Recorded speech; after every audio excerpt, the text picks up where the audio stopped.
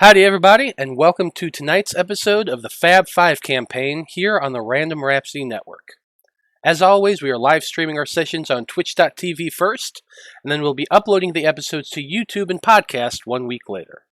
If you enjoy what you see here, feel free to follow us on Twitch, subscribe to us on YouTube, and you can check us out on Facebook at Random Rhapsody TV or on Twitter as Random_Rhapsody.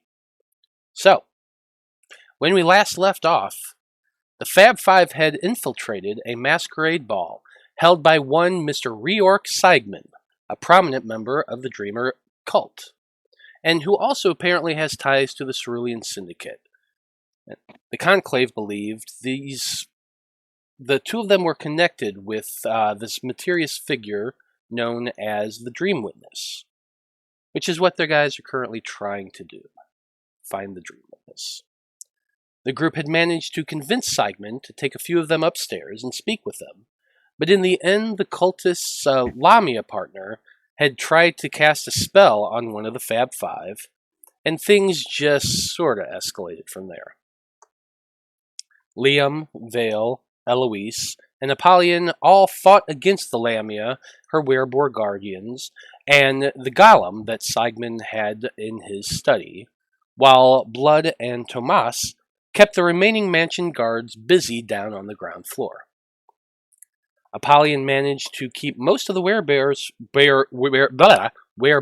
focused on him, while Liam managed to take out not only Trasha, but the clay golem as well.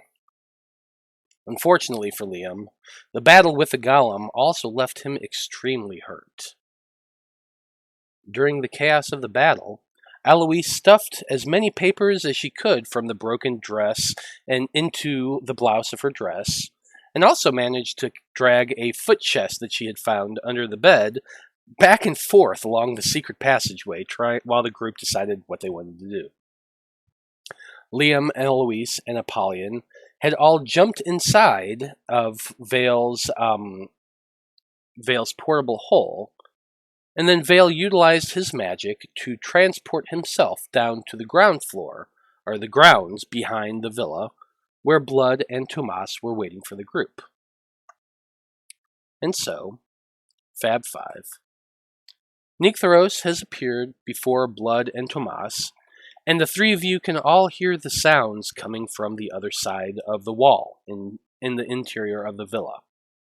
The guards seem to be shouting orders, sending guests back inside for their safety, while others sound like they're starting to search the grounds. Inside the portable hole, Liam, Apollyon, and Eloise, you all float in a sort of perpetual darkness that extends outward all around you. Those of you who have dark vision right this second, you can probably see your companions and the chest that you had dragged in there, but from there, it's just basically a giant void. It's warm inside the portable hole, slightly humid from your breathing, and getting a little bit muggy. And as you all gather yourselves in this moment, a question comes to each of your minds. The question is, what is your character's opinion on killing others? And since Blood, you rolled the D100 for this session, what does Blood think about killing others? Well, being that I am an assassin, obviously I have no problem with it. I'd like to say I've never killed somebody who was innocent, but that would be a lie. I am a murderer. I have no problem with killing people who deserve it. Clearly, I have no problem killing people who don't deserve it, too. I try not to do that part anymore, though. Okay, I like it. Apollyon, how about you? Well, I've been forced to kill all my life. Sold into slavery in the gladiator arena. It was kill or be killed. But now, I only want to kill to protect my friends and achieve our goals. I would never take the life of an innocent. Okay, I like it. Veil, how about you? I don't consider killing a bad thing. If anything, it's just relieving one of being able to make decisions for themselves. So I think of it as a new life in a different way. Yeah, that definitely sounds like Veil. Liam, how about you? Everyone seems to have their own story. If someone dies, it's the end of their story. That's all there is to it. I just want my story to keep going. I really couldn't care less about other people's stories. Okay. Eloise, I see you in Discord. Are you with us? I think so. Can you guys hear me? Yes, we can. Yeah. Yes. Okay, I don't know what happened. I can't get it to work with video, so Oh, you're fine. Yeah, no worries. I'm Just gonna stop glad to fighting have you with with us. it. Thanks. Happy to be here. But the question is, what Mhm. is Eloise's opinion about killing others? Well, death is a natural part of the of the cycle of life. And with death, comes the refertilization of land and all of it's important. I don't know. I just don't like ending someone's cycle early. Well said, Eloise. Well said. Okay. She's So, echoing right now. is she? Okay, let me check that out. Shouldn't be. I have her muted. I have everybody muted. Eloise, say something else for me. Maybe it's just me. Blah blah blah. Sounds fine to me. Maybe it's just you, Blood. Sounds good here. It probably is. Okay. Well, anyway, so picking back up right where we left off last session, which I don't have any music, so we gotta fix that. There we go. Though probably it's a little more chaotic at this point than that, because there's a lot of sounds going on out on the other side of that wall. You're hearing people shouting, you're hearing lots of clanging and shouts going on. I don't know if I have a good audio track for that, but what are you guys wanting to do? Veil, Blood, and Tomas, the three of you are standing there outside of the villa on the other side of the wall. You know from your keen mind that you guys had parked your wagon probably a little over a mile away in a little bit of a hill indentation. That way it couldn't be just casually seen. So, what are you guys wanting to do first?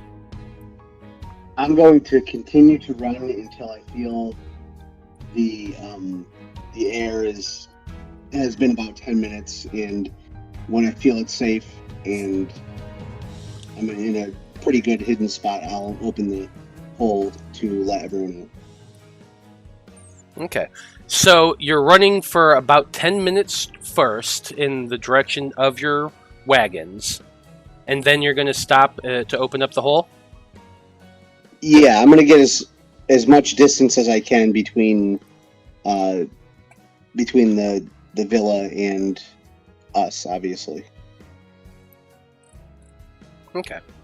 So, Veil starts off at a run and starts running as fast as he can in the direction of the wagons. Blood, what are you following? Oh yeah, he's gonna follow. He's not gonna, leave a teammate. He's not gonna just sit back with fucking Tomas and just hang. So yeah, they're making a break for the wagons. Okay, He'll keep an eye over his shoulder and keep walking, make sure nobody's following him. But yeah. Okay. So Tomas, he doesn't have Pass Without a Trace on anymore. I know that. But all three of you, I just want straight up athletics checks as you guys begin just setting off in a run. You got it, boss. Well, not you. Well, not you, because you're in a portable hole right now. No. Oh, I'm still in the hole. All right, here Okay. goes this. Oh, We are oh, we what's are mine gonna be? Oh, very wow! in Look at very that friendly space with each other. Yeah. Veil. It's kind of hard to run. You're kind of a sickly dude, and you're moving as fast as you can, but Blood obviously can outpace you hardcore. He has so much movement, but even Tomas is outdistancing you, and the two of them are having to slow down to let you keep up with him, with them. The ridiculous thing is, these are the three most unathletic fucking people out of us. The other ones, their strength is, they all have positive strength modifiers. So, while this is going on, Liam, Eloise, and Apollyon, at first you're just sitting there, floating in darkness. You don't really know what happened after you guys got closed up in the hole. What are you guys wanting to do for the first couple minutes you're sitting there, if anything? Or are you guys just waiting until it's opened up? I'm gonna start by holding my action, expecting to dart out of the hole 6 seconds later, like he told me it would happen, but then I get rather annoyed because the hole doesn't open immediately. So that's about where I am. I don't recall the 6-second thing. Apollyon. The last thing I said before I went into the hole was, I want out as soon as you get out of here. All right, so yeah, I do recall that, and I do remember giving you a smile and a nod, but I guess we both have different ideas of as soon as possible. Yeah, and we'll come to that when it comes up. But yeah, I'm waiting patient in the hole at the moment. Okay. So, Eloise, Apollyon, are you guys doing anything during while you're just floating there? What exactly are the dimensions I guess of that I'll hole? hold my action also. Okay, hold up. I heard both of you at once. Apollyon, you go first. I'm gonna hold my action to dash. Okay. When I get out, I'm gonna run. You're holding your action to dash, and you're getting ready to run. Eloise, what are you doing?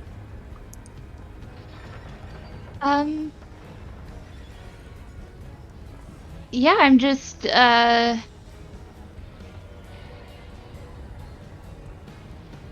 I don't know. I guess I'm kind of just trying to like squeeze my way through the guys to like feel the dimensions of this hole and what the walls, and trying to figure out what the walls are, because they don't really feel like anything natural or familiar, but like it's really interesting.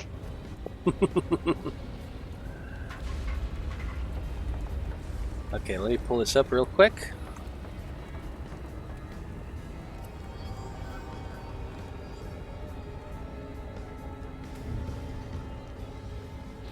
So, the hole itself is an extra-dimensional space about 10 feet deep. And just as you guys go in that, while it's closed, you're just kind of hovering, floating there. Like, you don't really feel a bottom, you don't really feel a top, and you're like moving your hands around, trying to reach out and touch things, but you have nothing to push off of. There's nothing to get a grip on. You're just perpetually floating there. You can see each other, and if you want to, you can try to like push off of each other. And you do, and you kind of coast along a little bit. You'd probably keep putting your hands out, trying to reach and reach and reach, but eventually you'd find a bit of a surface that seems squishy and seems like pliable a little bit, but almost like velvet. But you can't see it. You can barely tell that your hands are touching something, but it is sort of there. And you're probably about probably about 8 or 9 feet away from your companions to get to that point. If everybody's in the middle. I'm just gonna put my hands out and like pet it, and I'll be like, "Hey guys, it's soft!" And so a minute goes by. And okay, then another... I don't pet it for that long. Then I will push off to get back to the guys. Okay, so you pet it for a little while, and you push back and go kind of moving in that weird sort of space But eventually you get to the rest of the group. And as I said, a minute goes by. And then 2 minutes goes by. And it's getting hotter and more humid and muggier, and you're finding it a little bit difficult to breathe. Like your breaths are just a little bit more labored at this point. But you sit there. Let us out of here, Veil. You yell out into the darkness, "Let us out, Veil." And then no, you would not hear this at all. Another 30 seconds goes by, and it's harder and harder to breathe. It feels uncomfortable. The ale tastes stale on your tongue, and each breath you take is much more difficult. See, the thing is about the portable hole, which you guys are now beginning to realize, though, Blood, Veil, and Tomas are really not thinking about this in this moment. There is about 10 minutes of air for a medium-sized person in a hole, but there's 3 medium-sized people in the hole. And so that's cut down by a third.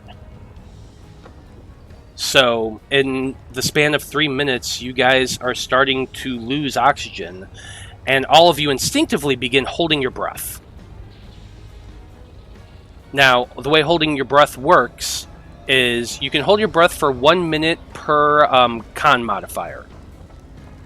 So what's everybody's con modifier? And 1 minute plus your con? So you have 1 minute plus your con. 1 minute. So what's everybody's con?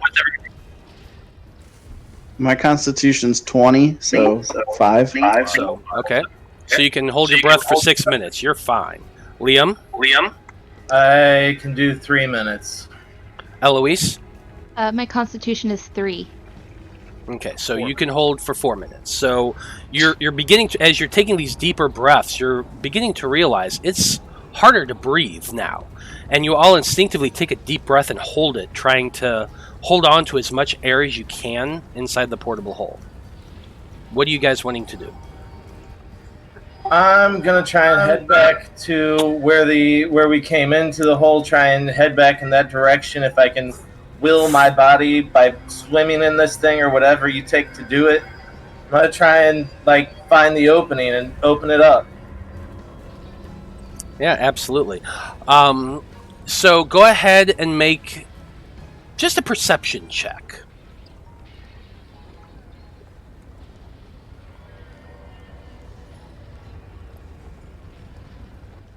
That's a 12. You're reasonably sure that that you guys came from that direction, back behind you. And so you kind of turn and orient yourself, and you try going first a little bit, but there's no really anything to purchase. So you finally push off of Apollyon and start pushing in that direction. And you coast for about 7 or 8 feet until you hit the edge, and you begin feeling along just like Eloise had, that you had seen her doing. Give me an investigation check. Oh yeah, that's one of my best stats. So let's see what -1 does to this roll. Ugh. That's a 7. You're feeling against the wall, trying to find the ridge, something that can tell you that this is the opening, but it's difficult. You can't find anything. It just feels flat and smooth. Anybody else doing something? Yeah, I'll try to get out too. Can I make a strength check? Okay. So I assume you're going to push off of Eloise as well to get over there? Sure, yeah. I'll swim over there. So you push off of Eloise, which kind of pushes her back just a little bit, and go shooting over towards where Liam is. And you're just trying to force your way through? Is that what you're wanting to do? Yeah. Yeah, It's absolutely. the only thing I know how to. So just describe for me what you're doing to try to get out. All right. So I float over. I push off Eloise and float over there, and I see where Liam's kind of fumbling around, looking for the edge. And I put both hands out and like grip anywhere I can try to get my hands on to try to find that edge as well, and then like pull it open. So give me an investigation check to try to find an edge, something you can grab onto.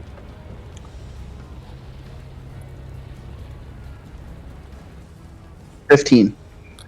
15. It takes you a moment, and you kind of push off of Liam a little bit to move yourself along this edge, and you're kind of going along. But eventually, you do find a little bit of a lip that you kind of can wrap your hands around and grab onto, and it's big because perspective, 6-foot hole versus people. But you're able to grab it. Give me a strength check. What's that? I said I try to pull myself through like doing a pull-up. Go ahead and give me a strength check. 23. You're shoving as hard as you can, pulling up. In the pull-up motion, your head hits the edge. You're pulling and pulling and pushing along through there, and it's you kind of have a weird kind of deja vu, almost being born moment, where you're just pushing through these folds, and you hear this rip as Veil. Where was the portable hole?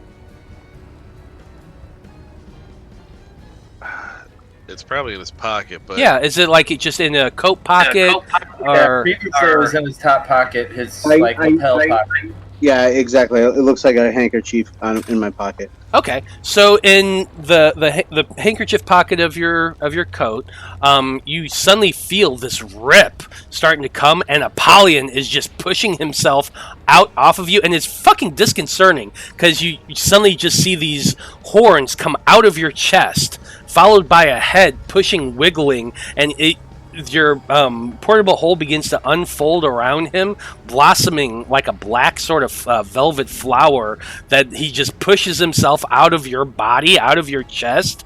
You kind of are thrown off guard by this and fall to the ground, and you just lay on your back as Apollyon just shoving himself onto you, his both arms on your chest like aliens. Think aliens for a moment. The alien popping out of the chest, and that's what you're getting, except it's fucking Apollyon. Alright, I think I'd be taken a little back by that at first, and as I'm on my ground, I say, "Oh, hey, Golden Boy, I'm not sure if it's safe to come out yet, but be my guest." Yeah. We're running out of air in there. And I quickly grab up the portable hole off of, out of his pocket, and I throw it, open it and throw it on the ground so that everybody else can climb out. All right.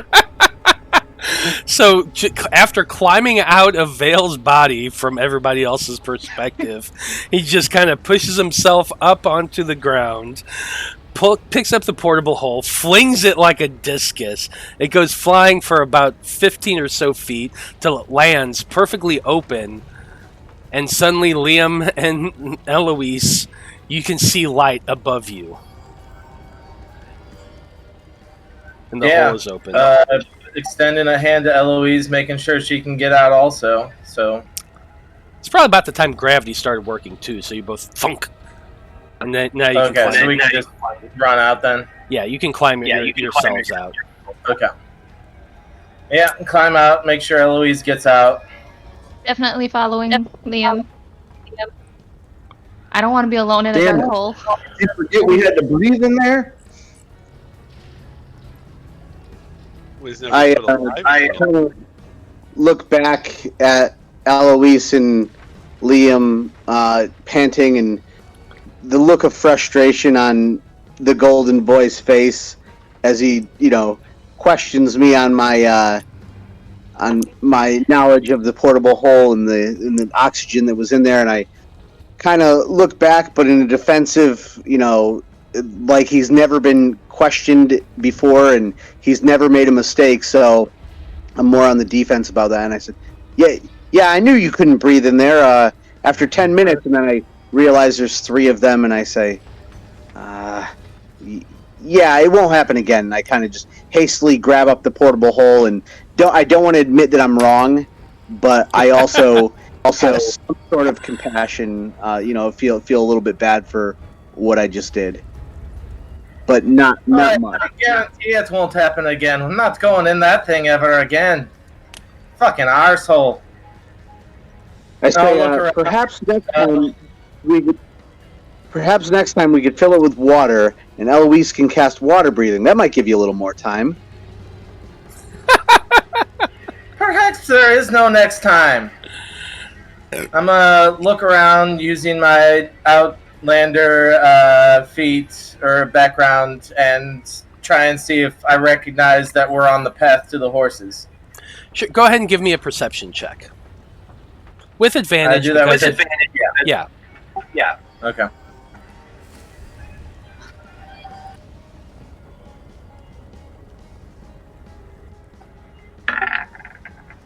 Ooh. That's a 12. Wow. Well, you're looking around, and it's been about 3.5-ish minutes since they started running, so probably maybe like a sixth of a mile from where you guys were. You're well past the mansion, but as you're looking back, you can see the glow of the mansion behind you. Unfortunately, with the 12, you can't really hear anything from over that direction. You can tell that there are lights and it's a glow, but you can't really tell much beyond that. You're kind of looking around, spinning around, getting your bearings once again. You can tell where the moon is. You know directions well enough, so you do know you're southwest-ish of where you guys had hidden your cart. Alright, then not thinking this isn't the best time to start exchanging words with Veil, I'm just going to start heading towards where I know the horses are. Okay. So Liam takes off at a full run. Veil gets his portable hole back together and puts that away. Blood, you had just seen all of this shit that go down. And there's the three of them standing there now. Yeah, same shit, new day. Is everybody alright? Let's just go. Fuck around, argue later. There could be people after us. Oh, okay. Well, then I cast Pass Without a Trace from my staff. Okay. Which you can definitely do. That's the great thing about the Staff of the Woodlands. It's pretty great. It is. My favorite weapon, to be sure, for a druid. You cast Pass Without a Trace through your staff. Everyone gets together within 30 feet of you, and all of you set off at a run, heading in the direction of where you guys know the wagon is. While you guys are running, I'm going to allow two of you to make 2 more perception checks, keeping an eye behind you as you guys head towards the wagon. I have a +8. Watch, it's gonna be shit though. Oh, it's not bad.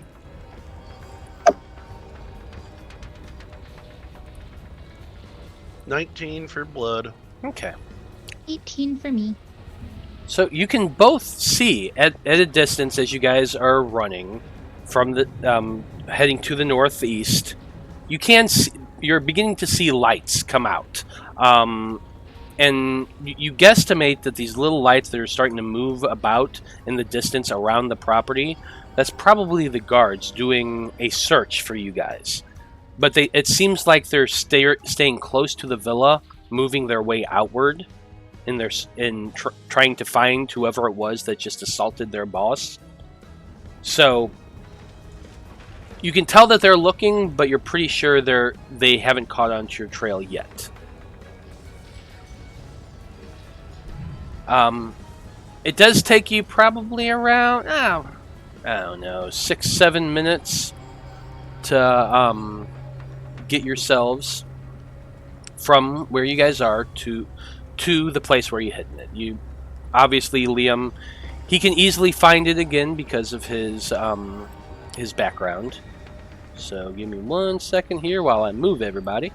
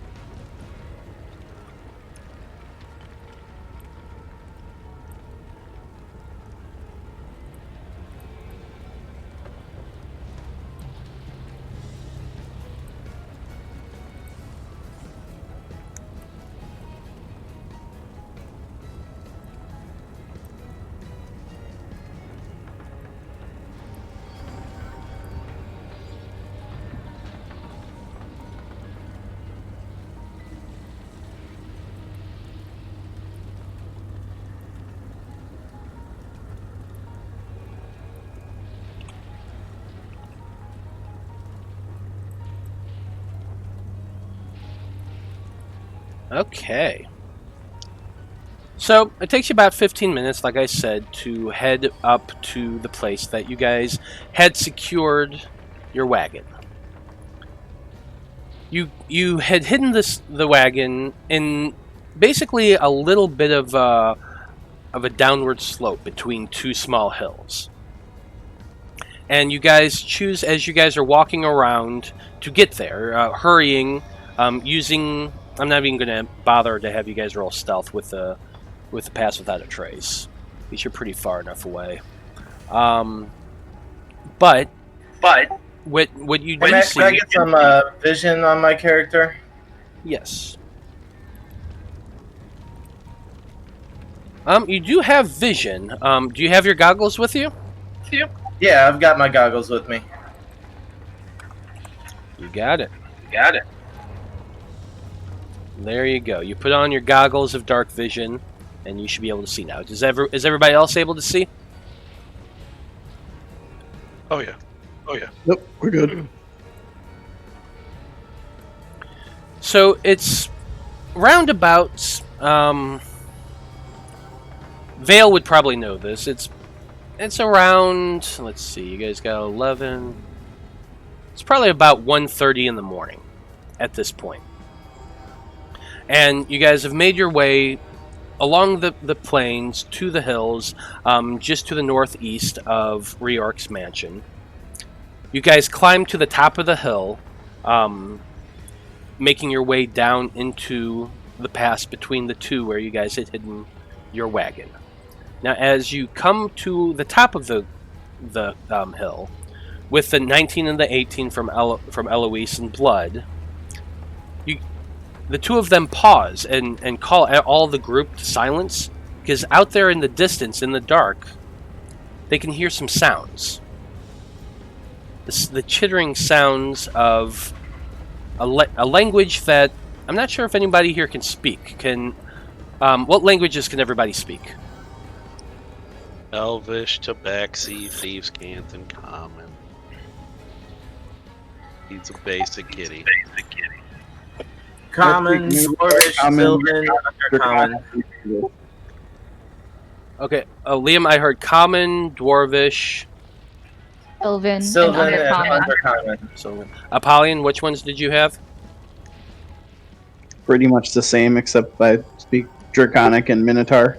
Okay, Vale. Undercommon, Sylvan, Goblin, Elvish, Dwarvish, Draconic, Common, and Celestial. Okay, Yeah. Eloise. The only one that hasn't been named are Giant and Druidic. Okay, so Vale, you would recognize this language, and as everyone shushes down, go ahead, give me your perception check just by yourself. Yeah, that's what I thought. Okay, so That's an 18. what you can hear is the language of the goblins, and the voices you can hear. One of them saying,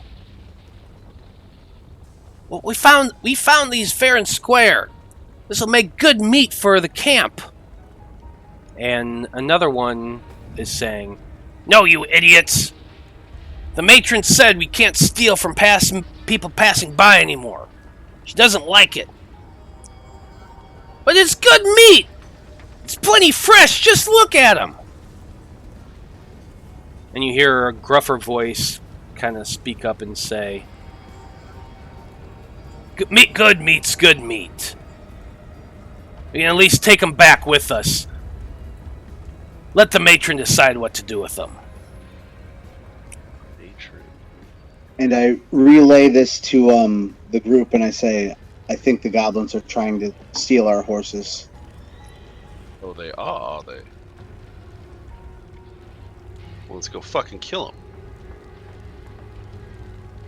Thinking back to that question he heard in his head earlier.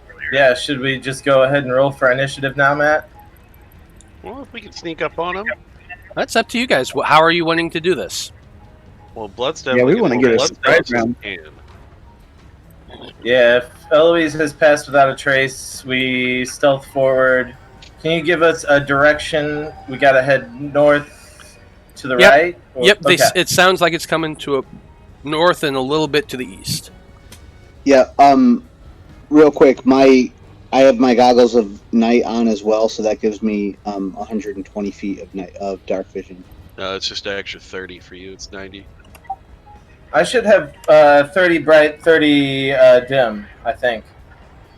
So it says while wearing Rid of the goggles, get 60. Okay, hold on a second. One at a time. Veil, I did put your 90 feet of vision on you.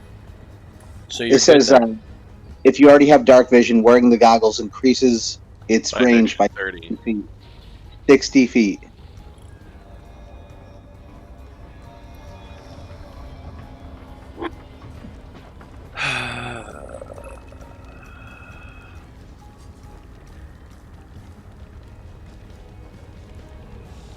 I just put the link in the chat. Could have sworn I had a handout for this. No, I can't find it.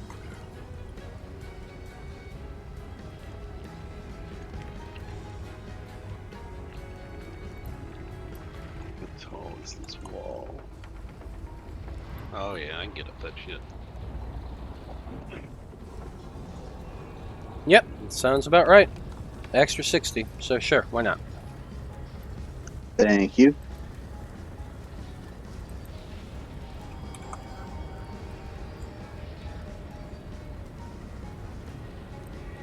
Okay.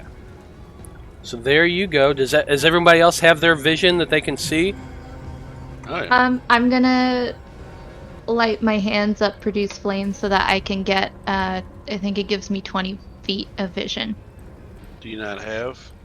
Dark vision? No, Dragonborns don't have dark vision. So the produce flame gives you 20 feet of bright light? I'd be worried that would give us away. They'd see it. 10 of bright, 10 of ruin dim. ourselves if you do that, but if you need it to see, I understand. I mean, if someone wants to just, like, I'll hold on to someone's belt loops and we go forward like that, sure, but also I have a tail that trips me, so take that into consideration with this decision. I think Apollyon would be your best bet. He's got the dwarvish belt. It's a huge belt, easy grip, and he's probably not turned on by you grabbing his belt at all. I mean, I am going to say also that, like, it is there is stars in the sky, there is the moon in the sky. There's a tiny bit of light out there. That's not a lot, but there's a little bit. So it'll keep me from falling flat on my face. But I can't really see that far ahead of me. Yeah, I'm going to give you 10 feet of low light vision just to kind of allow you to see a little bit around you. Okay. To kind of give you the perspective of the light. We'll light it up soon. You'll be able to see. But what are you guys doing? Yeah, I'm stealthing 55 feet forward, try and get a visual on these guys. Did Eloise mention whatever she just said right now? Did she say that out loud? What part? About not being able to see or not having dark vision? I'm sure. Now hold on a second, Liam. What was that, Eloise? She'd probably. Yeah, probably. If someone asked me why I was, like, kind of staying within, like, rubbing shoulders with everyone, because, like, I don't want to get lost. Okay. So, he would hear her, and he would annoyingly walk over and, just really annoyed with it. He'd pop off his goggles of night and kind of put them around her face. So I would take 60 less vision and she would gain dark vision of 60. And I would just kind of whisper as I walked by, pick up your own when we're back in town. Okay. Oh, thank you. I will. I know it comes off like he's a dick, but he's really not. Nah, he's still a dick. But okay, he's so our dick. he is. Now I am going to say, Now, this doesn't apply to you as much, Liam, but it does apply to other people. This area right here that you're standing by, you're at the top of a hill looking down. The hill going down is a little bit more steeper and rougher than it was going up there. So for a lot of you, this is going to be rough terrain moving down. Okay? Obviously, you're a monk, and I'm pretty sure, doesn't rough terrain not bother you at all? Yeah, with mobile, it doesn't affect me. So yeah. So is this that's going down and not going up? Yeah, this is going down. This whole area right here. We're on the top of it. Okay, we're on the top, and you're looking down. Correct. Okay, got it. And about how far is it? Looking at that, probably around 20 feet, give or take. Okay. Yeah, I got 20 20. feet climb, So like I said, it's just a sharp incline going down. It's difficult terrain. It's just, you got to take your time to do it. Blood, yeah, you do have a climb speed, so probably not going to affect you either. And Liam, it doesn't affect you because of mobile. But if you guys are wanting to just move in and attack really quickly, you guys can do that. We're going to roll for initiative first, and then we'll give each of you guys a sneak round to do what you want to do. Does that make sense? Yes. Okay, so let's do it. Make sure you click on your token before you roll for initiative. 26 for blood.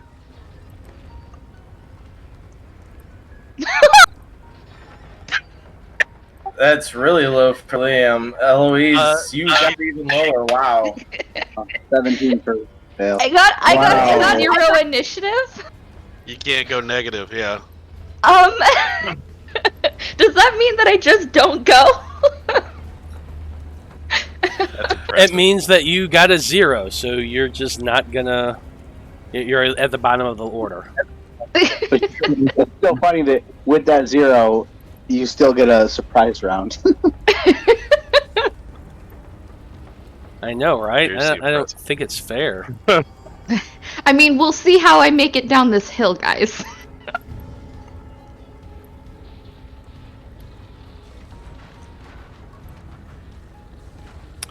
Okay, that is everybody.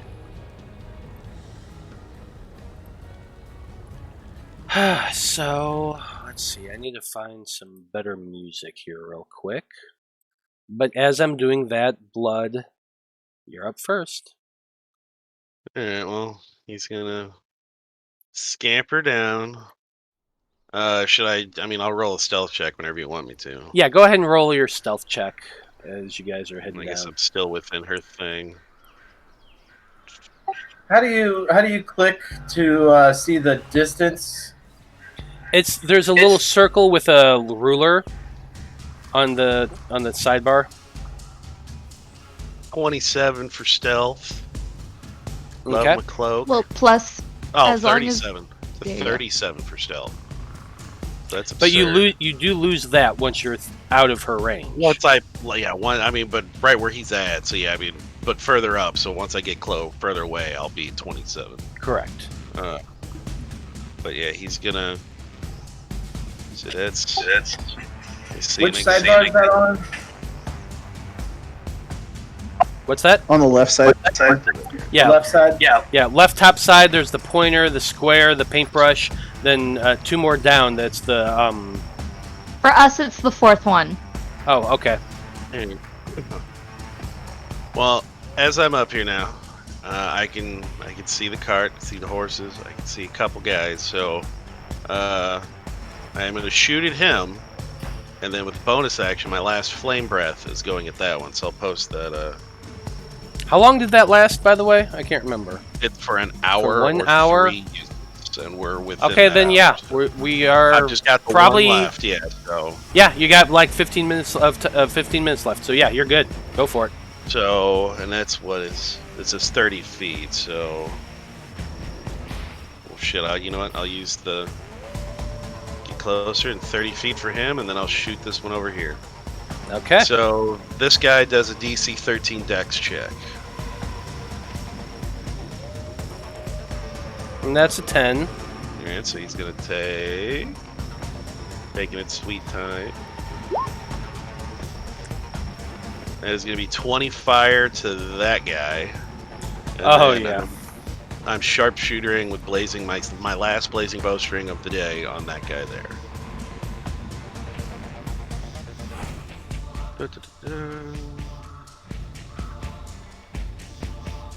Oh god, it's only a 9, so that's probably gonna miss him. That one does miss. So you send off this jet of flame shooting out of your mouth towards this goblin, who is just fucking incinerated, but with a 20 burn damage, and he just drops to the ground, completely body blackened and just burning there. In fact, he's so fucking fucked up with that. I'm gonna give him bright light. Just there you just go, because. Eloise. Now you can see. All right, yeah, that'll that's bonus action movements. That's me, and that's just a surprise round, guy. All right, it's I guess whoever else. So there's that light there. Next we come up to Veil. What are you doing? All right, so you said it's difficult terrain. Yeah, it's difficult terrain to move down. So basically, it costs double speed to get down it. Okay, I'm going to use a bonus action to Misty Step down. Yeah, you can absolutely do that. And so you can teleport 30 feet in front of you. Yeah, so you can get right. Yeah, you can get pretty close to me. Get right. Oops.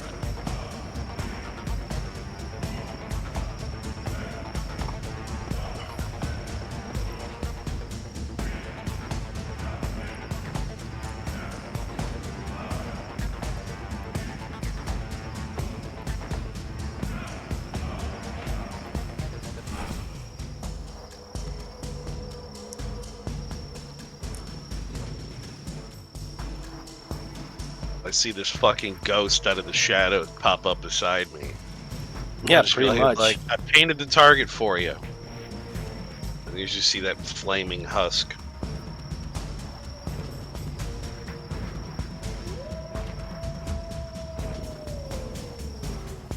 So what are you doing, Vale?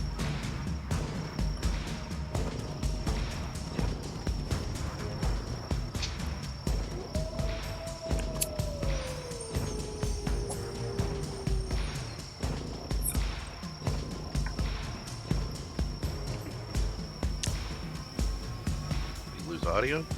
Yeah, we can't hear you if you're saying we it. can't. Computer might have died or sorry. something. Oh, Okay. Yeah, he missed the steps, but we don't know what he did after that. Okay, so yeah, it looks like he's doing Toll of the Dead. I'm going to assume probably this guy right here. That's a wisdom saving throw.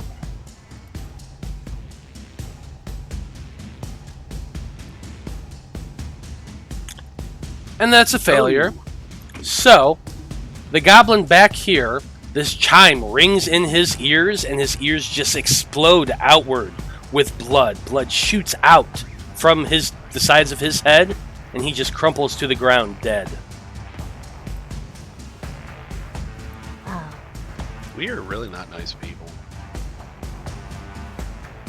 Apollyon, it's your turn. Shouldn't be trying to eat our horses. Alright, I'm gonna move forward. Now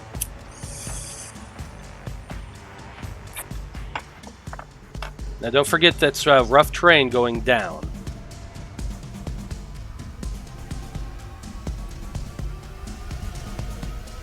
Speed is 40, so I can get past 20 feet of terrain. And then,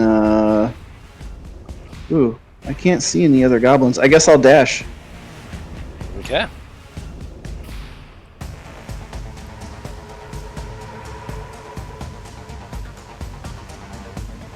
You at least can see the burning goblin there on the ground. Yeah, he's shining bright. He's shining. I'm in there now. Yep. That's all I can do. Yep. No action. I don't remember. Did we tether the horses? You probably have them hobbled. Probably. Liam, what you doing?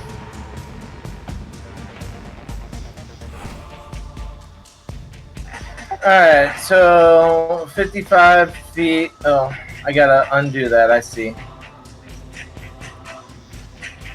Now I can't move my character. I don't know Click back on the arrow, and then you will.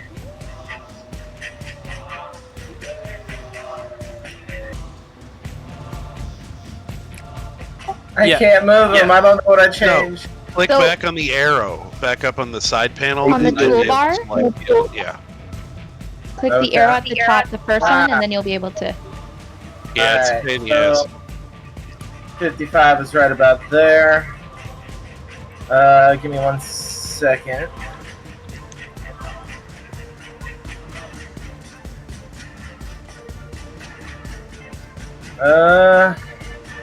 Damn, you guys killed everything within my range. We'll save it.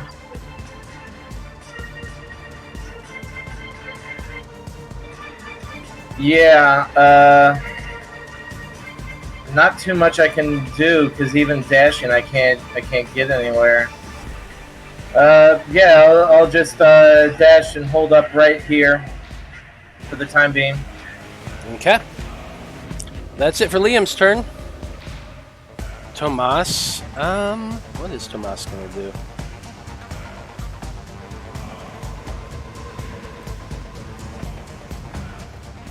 Can you guys hear me?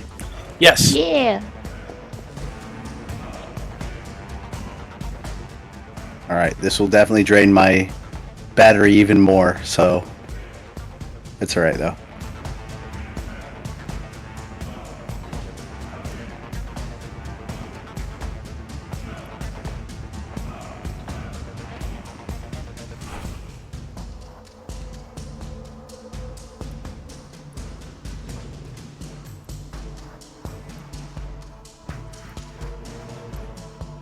Okay, that's...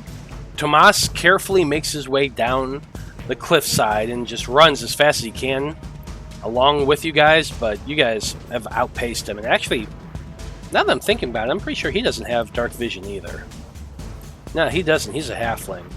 So he's just kind of stumbling out there in the darkness.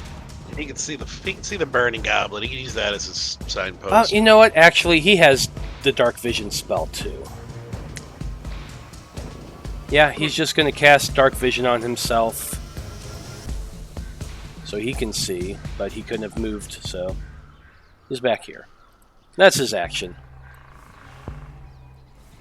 Okay, Eloise, what you doing? Okay, so is this, like, rough terrain sloped, or is it rather sheer? It's sloped going down, so it's not like... When I say it's difficult terrain, you have to move slowly, you have to be careful going down it for about the 20 or so feet that it is.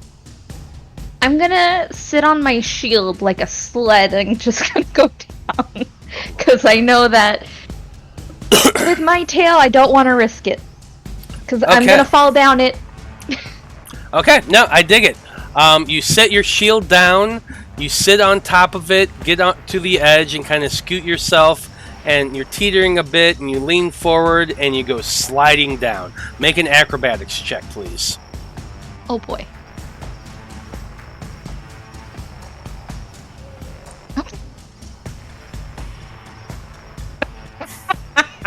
It's not a natural one. It's not a natural one. It's a 2. It's a natural 2. However, Please describe this. So, she's teetering on the edge. She scoots herself forward. The shield leans, goes down, hits a rock almost immediately, and she just goes flying, ass over tea kettle, tumbling down the entire length of the hill. Basically, just doing a big tumble, all the way down. You land on the ground in a heap. It hurts. And you take 3 points of damage. well, That's I some tried. grapes. But you're at the bottom of the hill. I am at the bottom of the hill. Your shield's still at the top of the hill. I'll get Wait, it my later. what? Your shield's still at you look back up the hill, dazed and kind of disoriented, and you can see your shield. The very edge of it is wedged into a rock and kind of is sticking upward at an angle, where it had ejected you like an ejection seat. Dang it. Okay. Do I still have an action and movement, or did I use those? You need to use your action to get back up. Unfortunately, Yeah. You are lying prone. Okay. All right. You're like Legolas at the Battle of Helm's Deep, where he wants to shake down the seal down the stairs. He Yeah. just hits the top step and just fucking eats it all the way down. Yeah, that's basically I what mean, I happened. wasn't hoping for anywhere near that cool. I was just kind of hoping to get down the hill safely. Well, Didn't happen. You did Back get up down the hill. the hill. I go. You did get down the hill, so at least you got that. Yep, and back up the hill I go to grab my shield. well, you can't do that because you're at the bottom of the hill and you use your action to get up. So that's it for you right now. Next time. Oh. But now we're at the top of the initiative order. And Blood, what you doing, buddy? Murder extraordinaire. Well, I'm gonna hop up into here and see if I can't do a quick hide behind the cart. That's bonus action. That's 22. I'm guessing they're not gonna see me. Probably not. And then he's just gonna pop up, and we're gonna go for the gusto. We're sharpshooter in this one right here. We're not taking any fucking chances. No scorching blowstring this time, and I'm not gonna swap for the acid one yet. Oh, it should be. It's gonna be the first, so it's a 12. I gotta turn advantage. Oh no, it's advantage. I was hidden. Yeah, So because it's you're 22. hidden. So 22 does hit. All right. Well, he's probably gonna die here, so it's 19 plus 14, 20, 33. So it's a goblin. I know. It's a little that's so goblin. bad. I feel so bad. But I And don't. you just you hide behind the cart. You turn around, point, and shoot your crossbow, and everyone just watches as the back of this goblin's head explodes outward like a melon. And he just drops to the ground dead. Yeah, they gotta have like 6 or 7, maybe 10 hit points max. So I feel a smidge bad, but I really don't. So, alright, that's it. It's a turn. Bonus action action.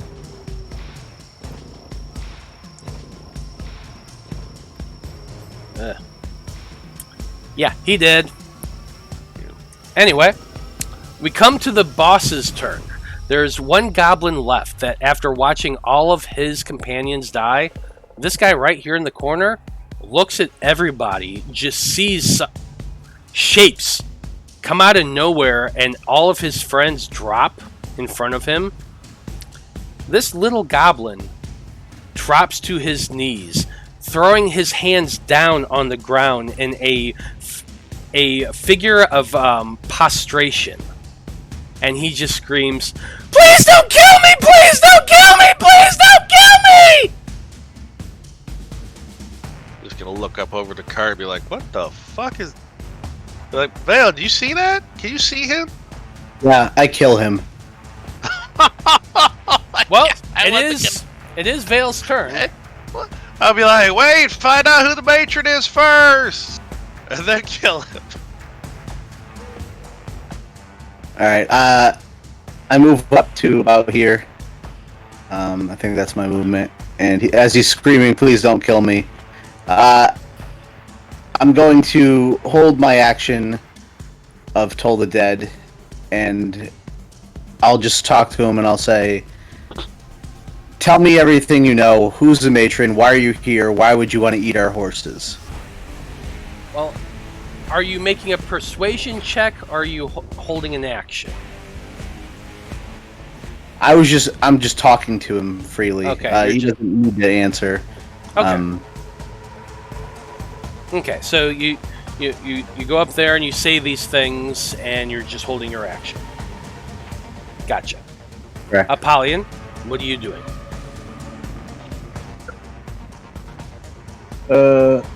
I'll go ahead and get up here and flank him.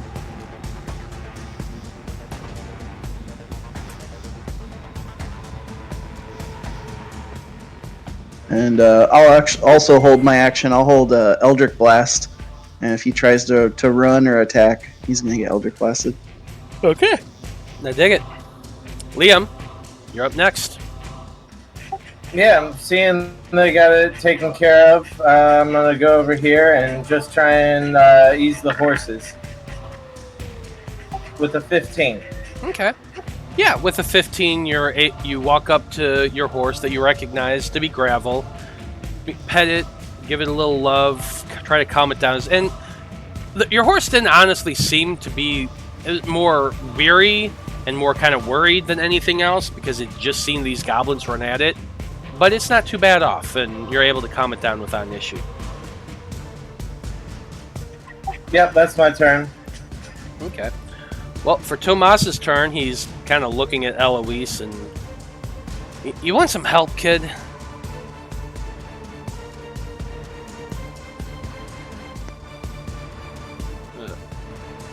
You there, Alyssa? Alyssa, you there? You not hear me? Oh, Now we can. Yeah. Okay. Just. I mean, it's fine. Just gonna. Why don't I just give you a hand? And he literally casts Mage Hand. The spectral hand flies up and grasps the shield, yanking on it for a moment, finally wedges it free, and floats it back down to you.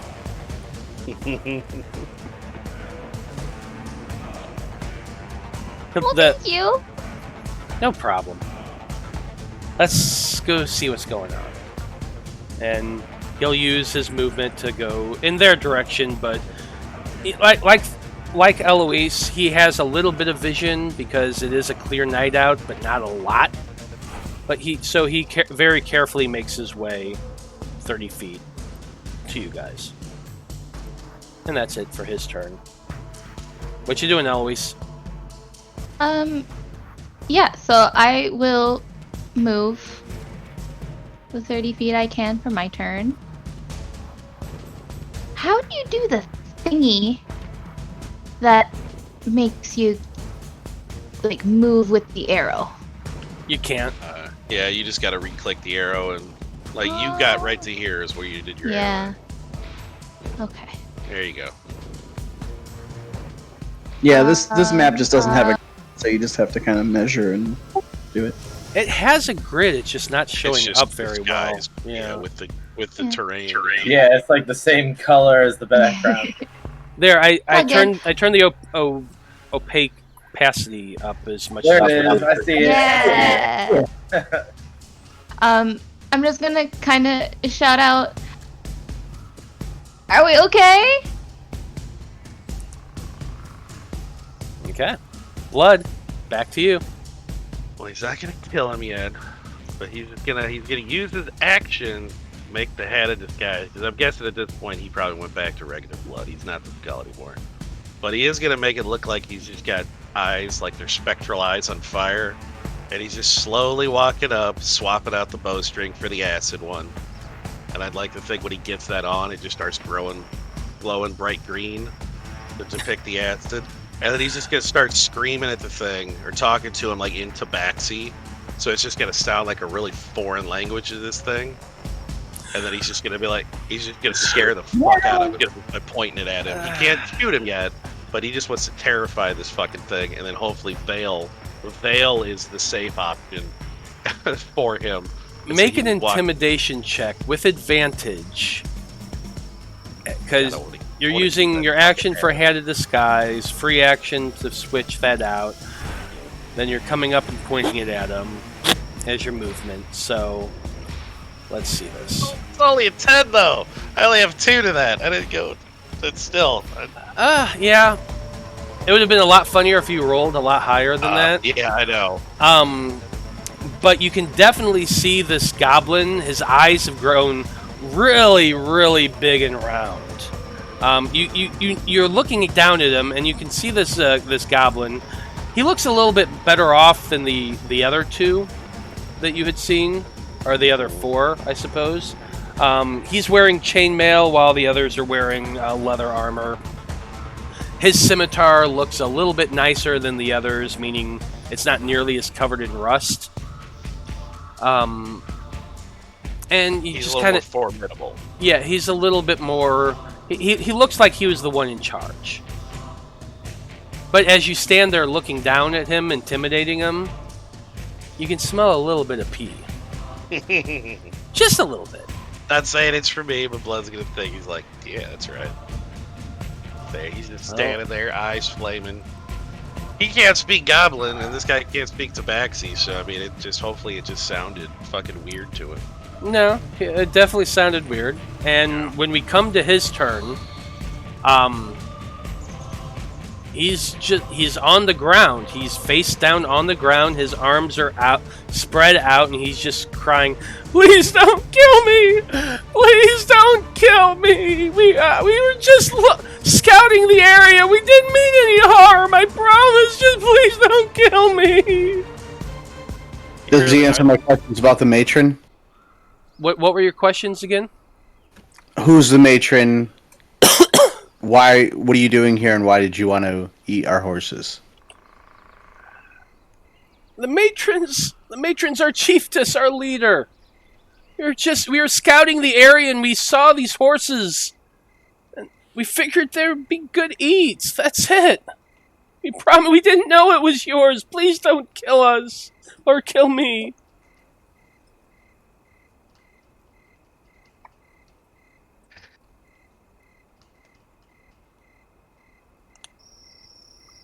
I'm not gonna tell you not to kill him. At this point, we're already the bad guys. Oh my god, he did it! That was my held action. It went off after he answered my questions. Okay, well, that is a wisdom saving throw. God, and he hasn't taken damage. Oh, he's saved though. He's saved, so he feels the spell being that hits him. And he shoves it away, and he just looks directly at you, Veil. And he just screams and gets up and begins running away as fast as he can towards the east.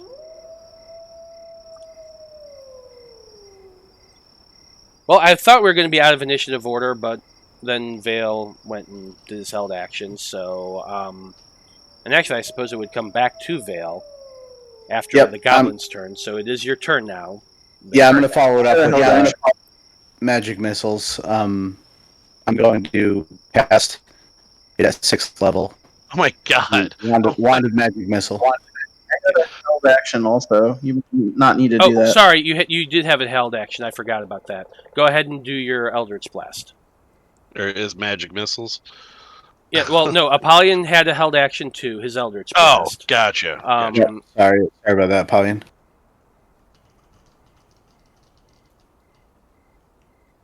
We'll let you talk to his head after. Can you do that yet? Speak with dead, or can you not do that? No, that's not a. I don't think that's a wizard thing. It might be a cleric thing. Yeah, that's a cleric thing. It's definitely a cleric thing. Necromancer possible thing you get. Yeah, I could talk with dead, but just not in that way. They don't talk back. He doesn't know much anyway. It'll be fine. But anyway, so as this guy's standing up after being hit by the Toll of the Dead, which failed, Apollyon is able to strike out with his held action, which was the Eldritch Blast. So Apollyon, we're waiting on you to make your Eldritch Blast strike. I see you went out, so you're probably frozen. Yeah. I don't know why. It's just like taking forever. Try clicking it again. I was just curious if they had any ties to the Dreamer. And the Dreamwitness being at some lake some nearby.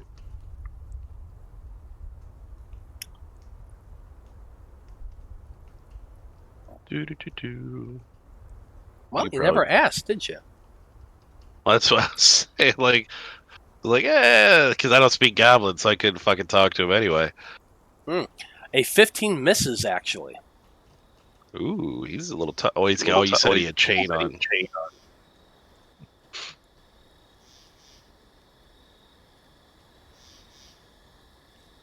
Well, those magic missiles one miss. You should get 2 beams though. Yeah, well, I'm waiting on that second beam. Might just have to click it one more time. There Nope. we go. There. 16. 16 Wow, still those are actually hit, pretty yeah. low rolls. Yeah. Yeah, he's got a You're chain. adding correctly? My spell attack bonus should be +8. Well, I see you're rolling it Charisma with plus your proficiency. charisma, which is a 1, and the proficiency, which is a 3. I think. Oh, I guess it does use charisma. I was gonna say my spell casting ability is Constitution, but this is a Warlock spell, so it's probably charisma. It's cool. Magic missile him. Yep. Unfortunately, both of your attacks do miss. That was, let's see, I saw 4 earlier, so 4, 5. He's doing this at his 6th Yep. level. Okay, so that was the first level. So it'd be 11 for that, and then I did say I did it at 6, so I'd add 5 more to that. Yep. So you saw him, he set the guy on fire, and you wanted to one-up me, huh? By just obliterating it with magical missiles. I just didn't want to risk this guy disappearing and then telling everybody what he saw. I approve. Don't worry, I'm not judging. Well, with a 32, if my math is correct, force damage as the 6, 7, 9, whatever, or 8, I don't know, however many fucking magic missiles, I'm not going to go look at it, fly out, pelt him, and he just drops to the ground dead. All right.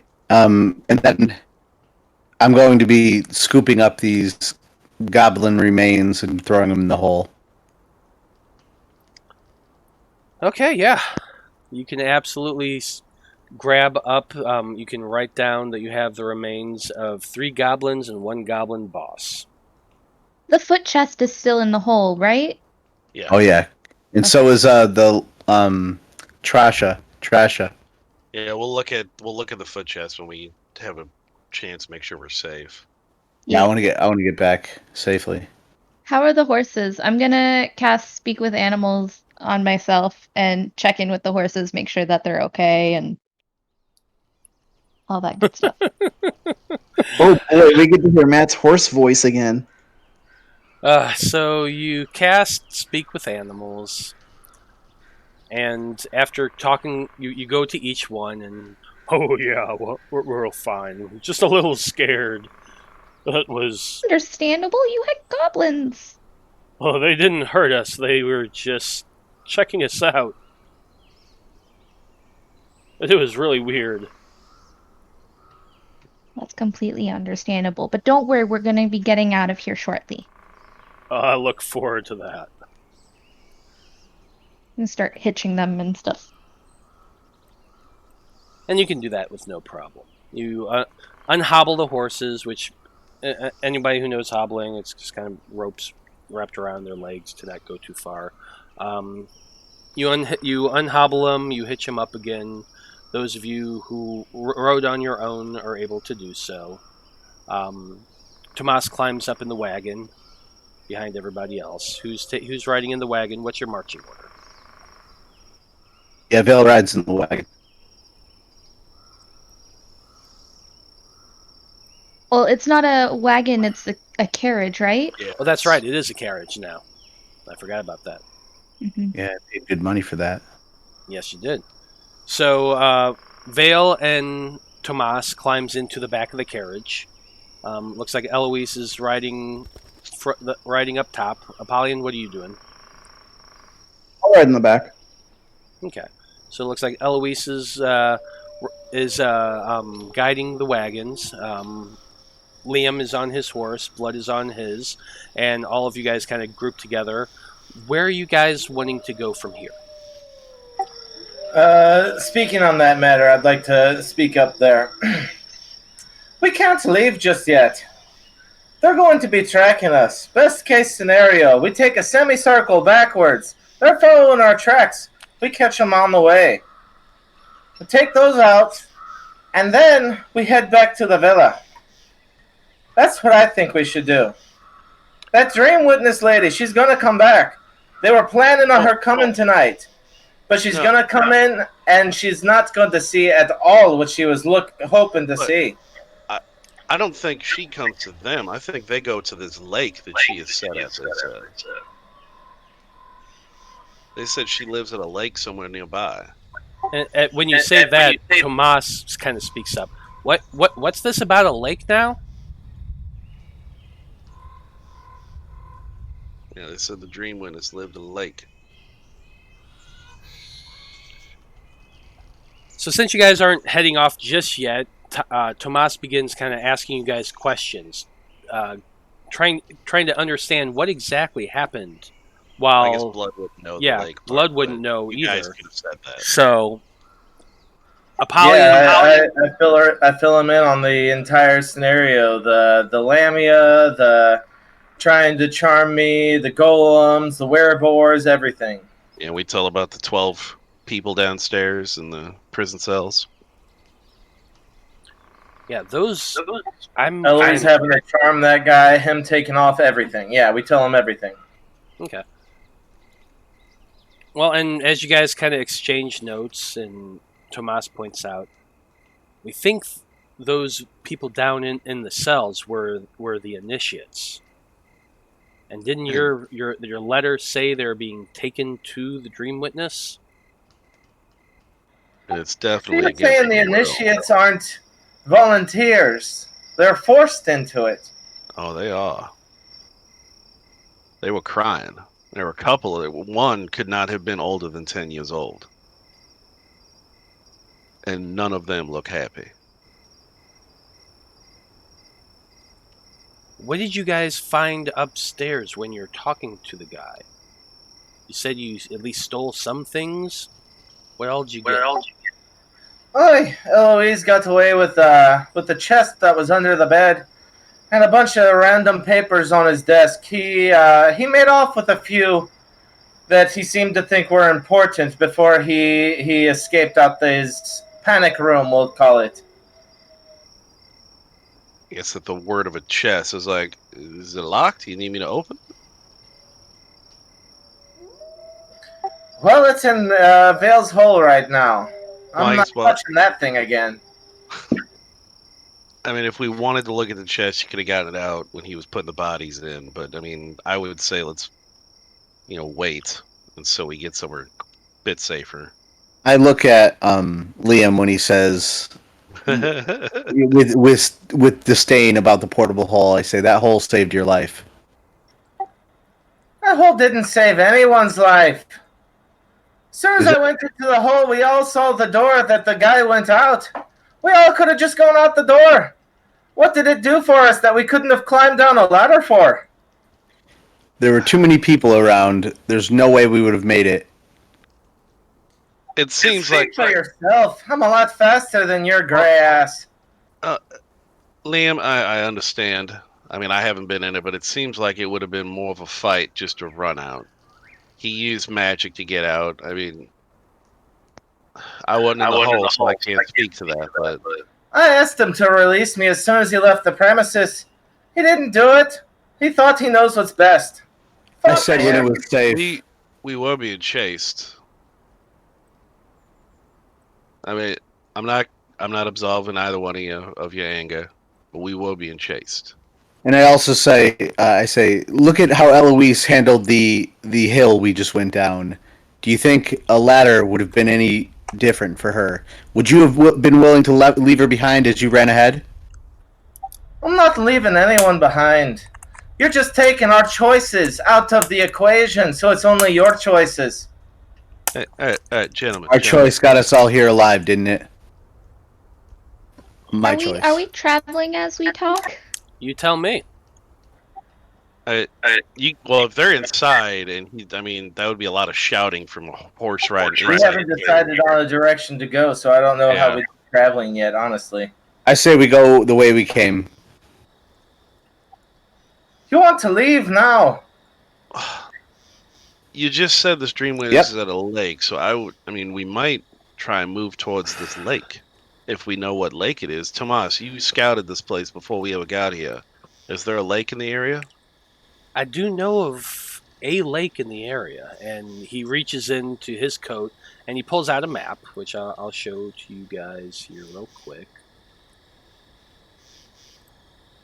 Yep, that's the road. I'm not against Liam's idea. It is intriguing. So you guys should all have a map popped up.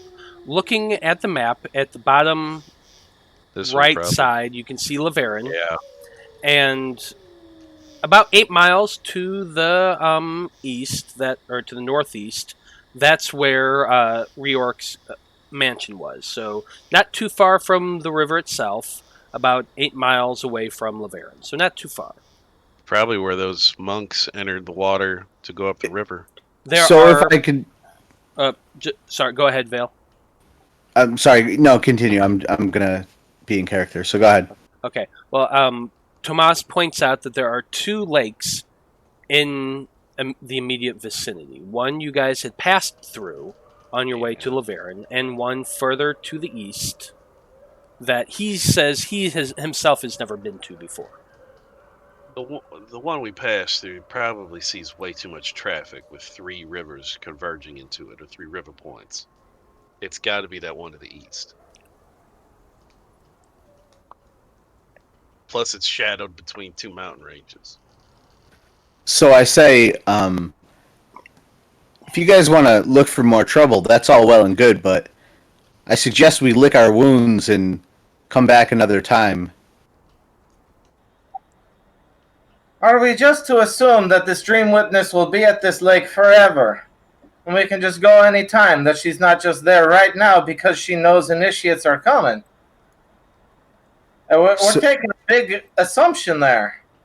So with your lack of hit points, or lack of health, you're willing to go do battle again with the entire army, or the entire party of Dreamwitnesses? Or, Dreamers, whatever you call them. Well, first of all, everything that they had planned didn't go according to plan either. We're not the only ones whose plan ended up on plan C or D. All right, they were planning on just marching these initiates, as we called them, out to the lake, right? But after we crashed their party and killed half of their staff, they're not going to be doing the same exact thing. But the Dreamwitness is expecting people. Is she not? Correct. So, do you think she's alone? I have no idea. Do you? I would suggest no, and I wouldn't want to. I don't think we're able to fend off another wave of attacks. Tomas, let me ask you this. You haven't spoken up too much in this. What was our mission coming out here? Our mission is clearly to find the Dreamwitness, figure out exactly who that is, and what her relationship is with this cult, what her function is in this cult. We're mainly trying to figure out what this cult is ultimately trying to do, and that Dreamwitness was our best bet for it. Now, I do have a point, Liam. That right now we just disturbed the living fuck out of their plan. So I see what you're saying. We do have an advantage right now. If we go there before these idiots can even rally themselves, because we just killed half of them. Trash is dead, as you said. So chances are they're not going to be just following their plan tomorrow morning. We do have a chance. But what we don't know yet is what we're going up against. At the very least, what's the harm of taking a look? I'm willing to walk back in. Apollyon speaks up and says, "Well, I'm ready for a fight anytime." Okay, hold on a second. Everybody's talking at once. I heard. Apollyon, go ahead. Yep, go ahead, Apollyon. Apollyon speaks up, says, "Well, I'm ready for a fight anytime. I just need a little short rest." And with that, he stretches his arms out and leans back in the wagon like he's gonna lay down for a minute. Oh yeah, and you got nice cushions inside the carriage, so you could definitely rest up a little bit and stretch out and put your feet up on the other side. Just wake me up when you're ready to fight. Who is talking? At the very least, I was gonna say, at the very least, we could turn this into a stealth mission. We don't necessarily have to kill the Dreamwitness or carry her with us back in chains or whatever. But we could find exactly where this lake is, and we could wait. We could watch. We could learn. It would be more than we had coming in. How about we do this? We can start heading east towards the lake. I will crack open that chest, and while we're riding, you people in the cabin or in the cart, you can look and see what's in there. Maybe there's more information about it. Crack open a cold one. So Veil says directly at Liam, he says, "I have no problem going into the fray again, and I have no problem saving your ass again either." And with that, he kind of shuts the window of the carriage and goes into a trance for an hour. And Liam whispers under his breath that nobody can hear, "Save your own ass, you pompous fucker." Can we say that we pulled the chest out before he took his trance? Yeah, that's fine. At this point, while he's pulling the chest out, I'm gonna use the magical butcher's knife for super butchering and butcher up my purple overcoat and turn it into wraps around my ribs because my ribs are broken right now. Yeah, you guys are all watching as he's just takes off his coat and starts stripping it into strips and begins binding up his ribs and around his waist. Eloise, we haven't heard from you in a little bit. What's going on with you?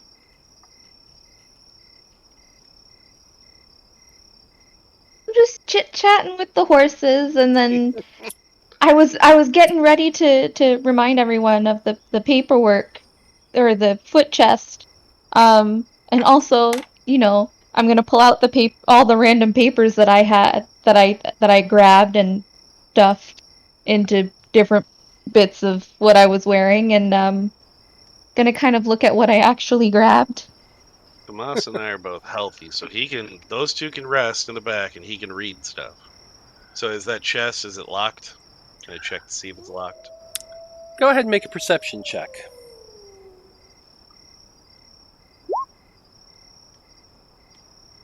Taking it sweet time. Ooh, that is a crit. 28. Okay. So looking over the chest and over the lock, you can see that, yes, it is locked. You probably have it up on one of the benches, and all three of you are... Or wait a minute, you're not even in the cart, so... No, I just got it. I would think maybe... Okay, so you guys haven't moved yet. You're still wearing it. Okay, I got you. Yeah, we're hanging out right here. You pulled it out.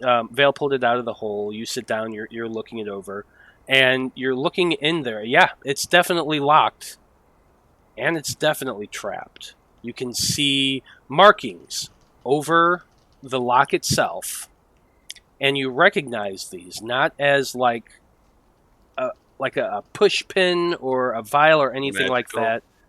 You see runes carved in around the lock. And so it's magical. Alright, well, I will kind of look at Tomas as like, can you dispel the magic on this chest for me and I'll do the lock? Because it's definitely there are little runes around the lock. I can't get that.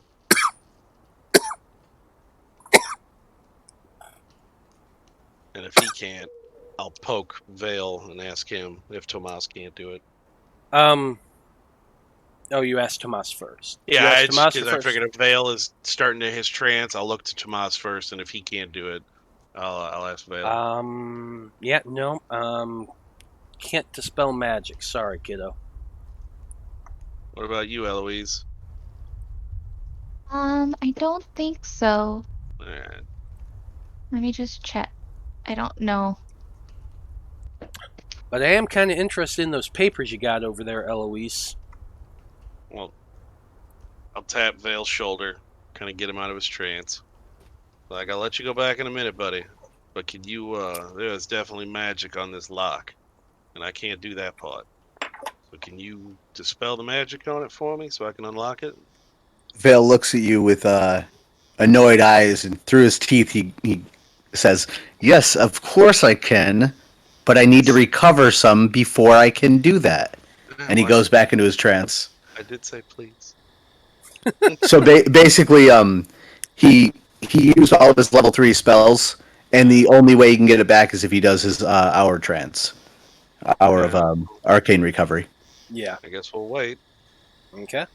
But I mean, Well- would he be able to get his trance knowing that there is cushioned inside this cart now? I'm saying that since you guys bought an actual carriage, it's cushy, it's comfortable. Inside there's cushions and all that shit. You can even close it up and make it nice and dark. So yeah, you can't get full rests, but you can take short rests over your travels. He's just trying to do an hour trance. So it's like, all right, well, we'll start moving out. Miss Tomas, if you want to read over those papers she's got, we'll wait till Vale can unlock this for me. Yeah, and Apollyon, you can get a short rest as well. We'll start moving east. Tomas kind of tips his hat in a little salute, climbs up around the carriage, up next to Eloise, and sits down next to her. And he says, "Okay, dear, what you got over here?" I'm gonna just show him some of the papers. Yeah, Or hand him. I'm just gonna like grab a bunch that was stuffed somewhere and just hand it to him, and I'm gonna grab another bunch and start looking at them. Yeah, I'm trying to remember how much you actually grabbed, because didn't I give you a specific amount? Was it the 12d6 plus 1 that you rolled here and 14d6 plus 1, or was that something else? That was something else. I just had to No, roll it was just an a investigation. bunch. Yeah, A bunch of papers just a from bunch of reorg. papers. Okay. Yeah. Okay. Well, it's 8:44, so we're going to go ahead and use this time to go on break. And when we come back, we'll find out what those papers are, and we're going to get the guys on the next leg of their journey. Do we level?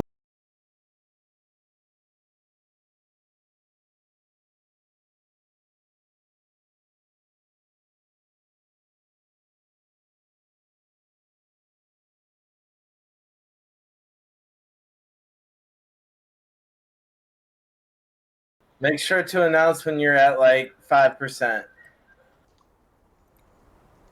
Oh, Howdy, as soon as everybody. my phone gets to 12. We are back, and when we last left off, the Faab Five had gotten themselves in their carriage. Yeah, I know.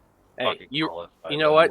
You run 2 games in a day and tell me how much you slip up. Yeah.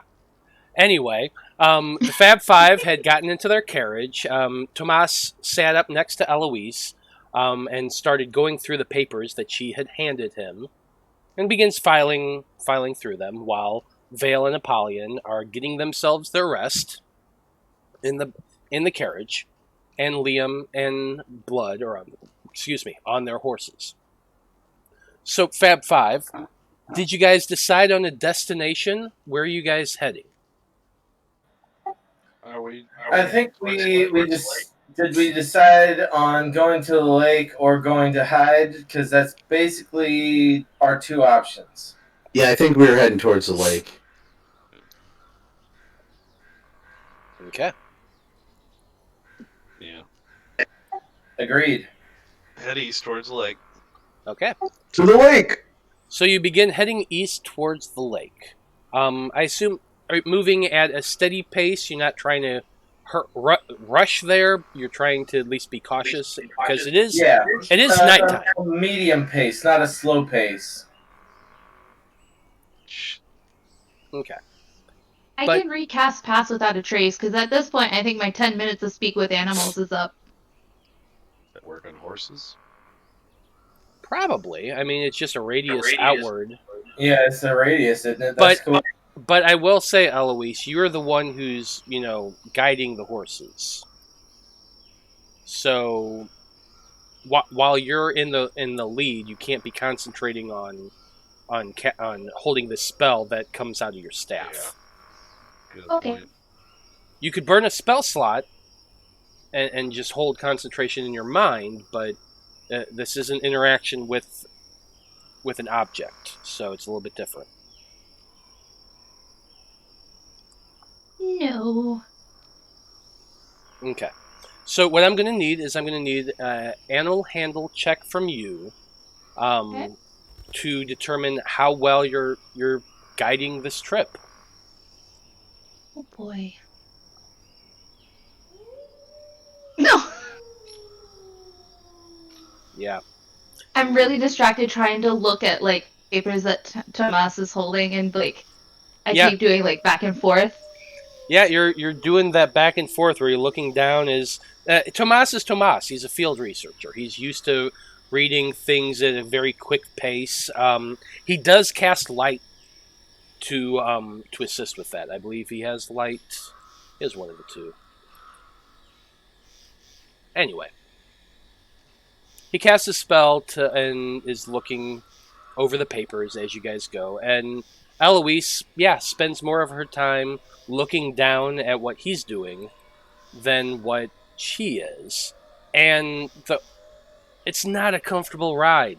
Probably that first jolt when you hit a pothole and the whole cart just does that boom, probably wakes you from that little reverie you're doing, Eloise. Yeah, that would be my first like, oh shit, I maybe should pay attention. Oh yeah. Absolutely. So anyway, you try to focus yourself and get a little bit more paying attention to what you're doing. And it does take a little bit of time. Does everybody still have that map up? Yep. No, but Okay, well, I got it up now. yeah. So just looking at it, like I said, you guys have Tomas's map that he does lend you while he's more focusing on these papers. And you estimate it's probably going to take you a good 8 to 10 hours to get from where you guys are to the lake. Because it is a bit of a distance. How long are you guys planning on riding in that direction before you're going to stop for the night? Or do you plan on just going? Because if you want to go straight through, you can. No. I would assume about 3 to 4 hours. Okay. So it was about 1:30 or so when you guys got on the wagon. You probably spent another hour or so talking things through, looking at everything, examining the chest, and so on and so forth. And so once you guys sped off, spend another 3 or 4 hours traveling east. You're traveling just so far enough that you can see the river and follow it, but close enough to the hills that you hope you're not being spotted. There's a bit of a trail that you're following. It's not a very well-used trail. Go ahead, Liam, with your background especially, and Blood as well, since you're both riding ahead on horseback. Go ahead and give me perception checks, please. Ooh, 12 blood. There we go. Natural 20. You judge that this road that you're on, it's like barely 2 grooves in dirt, winding along the edge of the hills. You judge it's probably used maybe every 6 months, if that. It's pretty well weeded, and the wagon, as it's going along this track, bumping a lot in overgrown places. So it's not the most comfortable ride in the world. But it does give you a clear destination leading you east, just far enough away from the river that you can see it in the distance. Judge it with the moon gleaming down over the water, so you can just barely see that in the distance. And you're keeping to the hills a little bit. You do follow along for about 4 hours to the sun just begins to start cresting over the horizon. As long as there's no griffins coming to attack us, am I right? Yeah, absolutely. But you do travel unhindered, and eventually you are starting to get exhausted to the point that you know you need to stop and rest for the evening. So where are you guys looking to rest? Are you going to stay right on the trail? Judging based on where you are right now, there is no trees or woods or anything like that. There's the hills to your south. There's the river to your north. To the east and to the west along this is mostly just clear grasslands. I would recommend 50 feet off the path towards the north, towards the hills. That would be my recommendation. Okay, towards the hills. The hills are to the south of you, rivers to the north. Just a reminder. Okay. And I'm good. Yeah, go ahead, Joe. I say perhaps if there's a pocket in the hills, like where, maybe it kind of, has a little bit of a curve into the hills, we can kind of find a little pocket like that while we're going. Both of you working together, I want one of you to give me a perception check with advantage. Just looking for that perfect spot. I'll submit to you, sir. It's your roll. 24.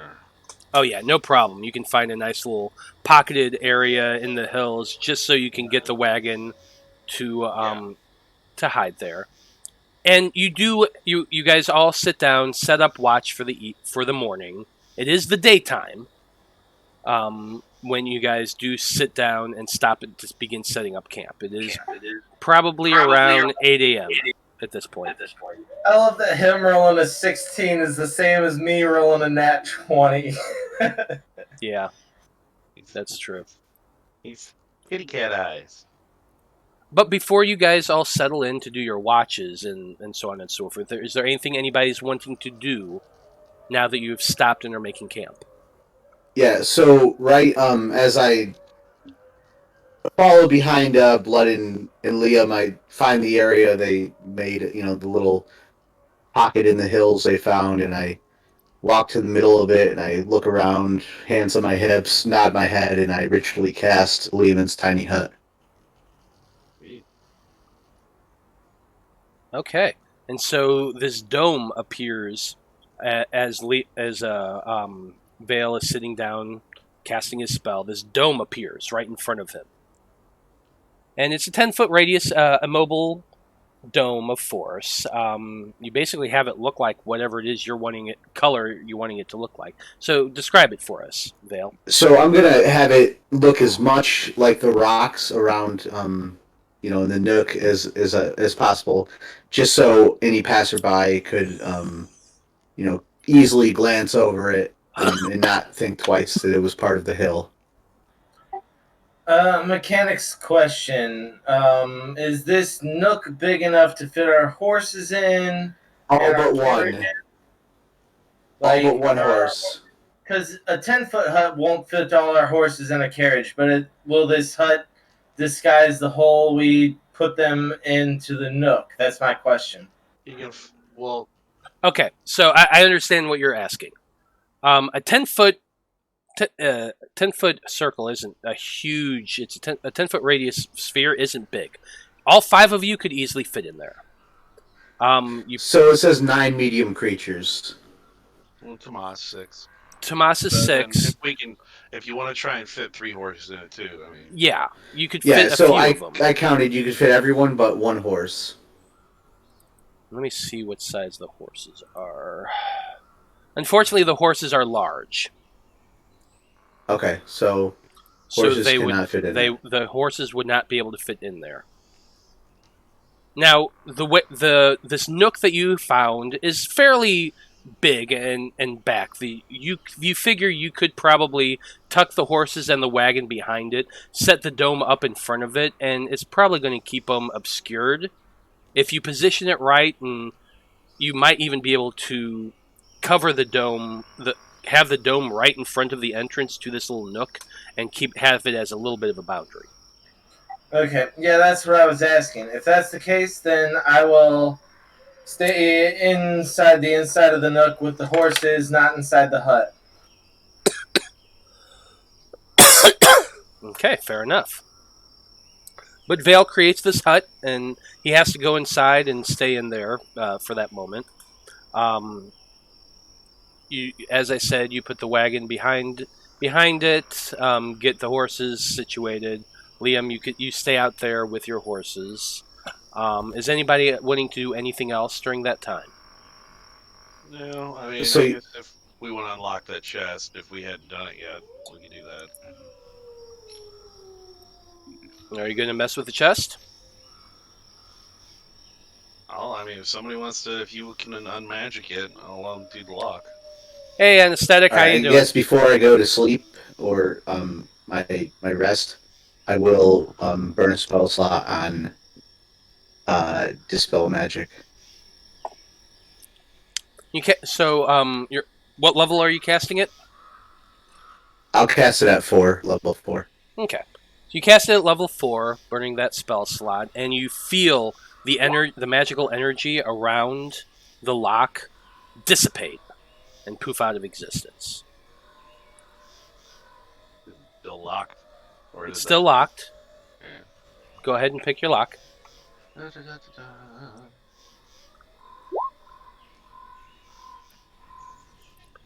Yeah. Not a problem at all. You gotta announce that number, bro. Yeah, that's a 31. Yeah, that's a 31. What is that? You rolled a fucking 16. I have a plus 15 to my thieves' tools with those gloves. You disgust me. I disgust myself. Are you kidding me? Well, it's a good thing that you cast Dispel Magic, because that was a feeble mind spell. Veil realizes as he dispels it. It's pretty fucked up. Damn, that's a mean one. But when you do open the chest, the thing that you find, the main thing that you see is a big pile of gold bars. That's why it was so fucking heavy that as you were pulling this out. You count a total of 40 large bullion bars, and that you're estimating probably around 4,000 gold worth. You also find in there a small leather-bound book that you open up and see filled with numbers and names and dates, and most of it is in a code that you're not quite sure about, but you probably figure it out with some time. There are 2 potions inside as well. You pull both of them out and you recognize them to be very similar in style to healing potions you've seen before. You found 2 greater healing potions. Yeah, I'll put those in the handy haversack list, unless somebody wants them. Mm-hmm. Tomas, who spent most of his journey going through the notes, kind of walks over to all of you and he says, "Well, I figured out what all we have here, but it's not as great as I was hoping. Eloise, you did a good job getting a lot of paperwork, but most of this stuff is trade reports and things of that nature. A lot of it deals with his legit businesses with the quarries. Now, the numbers are interesting, and I'll pass these along to our accountants to kind of go through it a lot deeper, but there isn't a lot in here as far as that. However, I did find this," and he pulls out and hands over this piece of paper, which I'm going to hand to you guys now. What this is simply a list, which I'm actually going to show all the viewers as well. It's a list of names, 12 names, with descriptions and locations.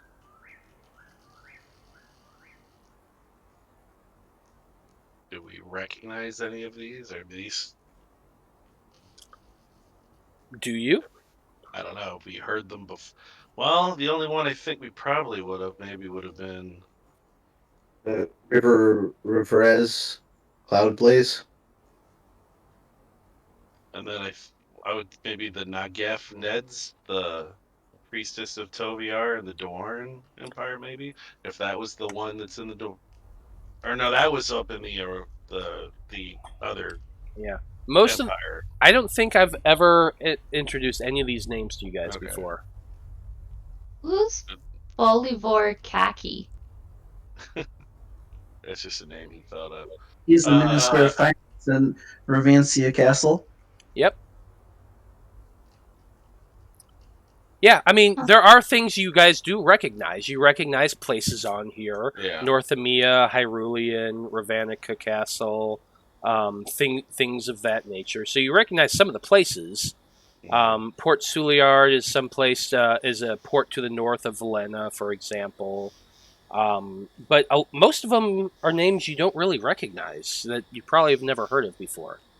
If there's an argument that any of you can make of why you might have heard of them, I'm willing to listen to it, but probably not. No, yeah, I recognize the word margarita. Where is that? That's Second one to of the last. names. One of the girls' name is Margarita. It's Margalise. Margarlis. Yeah, Marguerite. But Marguerite, I think. I'll take a peach frozen one. Now, Absolutely. There are 12 names here, and we found 12 people downstairs, but I thought it was 11 females and 1 male. Isn't there? Yeah, I thought I saw a male second child. male on there. Never mind. I thought I saw a second male. Yeah, no, this could be. Oh, No, there are Yes. 2 males, and thinking back, there were 2 males. There was an adult, a male, and a child male. Alright. I thought it was 11 women in that, but yeah. This is the list of initiates. I'll just look at Tomas and be like, these could be those 12 we saw. Yeah, especially the title of the letter is Initiate List. Yeah. Well, it could be any initiate. Right? It could be any Breaking the fourth wall much. It could be any that have come through, though. I just assumed that's how it was labeled from the paperwork. Of course, yes. But that was me labeling it for you guys, but I guess I could have just labeled it piece of paper.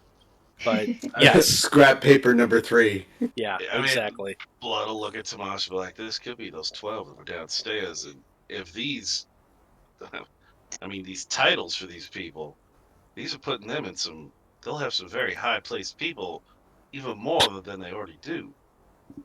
I mean, there are high priestesses here.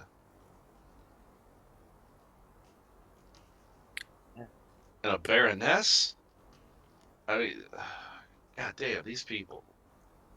We gotta get this. Yeah, Dowager Baroness. You know, actually, that name is familiar. Coltrast Keep, because Coltrast is a keep in Ravanica, who recently just changed owners. I heard about my last time back in Valena.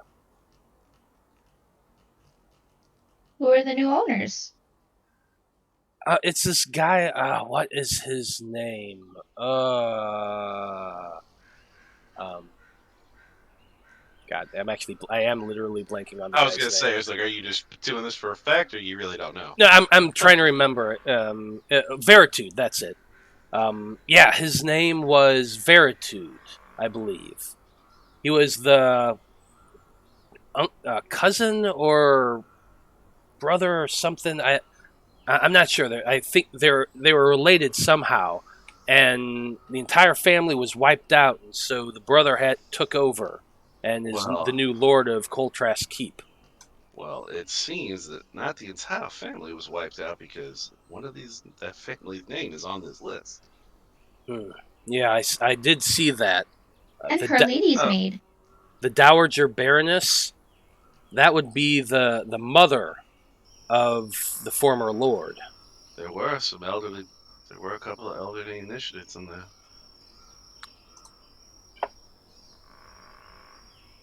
Yeah, this list is important. We're going to have to get this to someone, because these people are going to eventually circle back to their lives. Well, those people, chances are those are the people right now in those cells.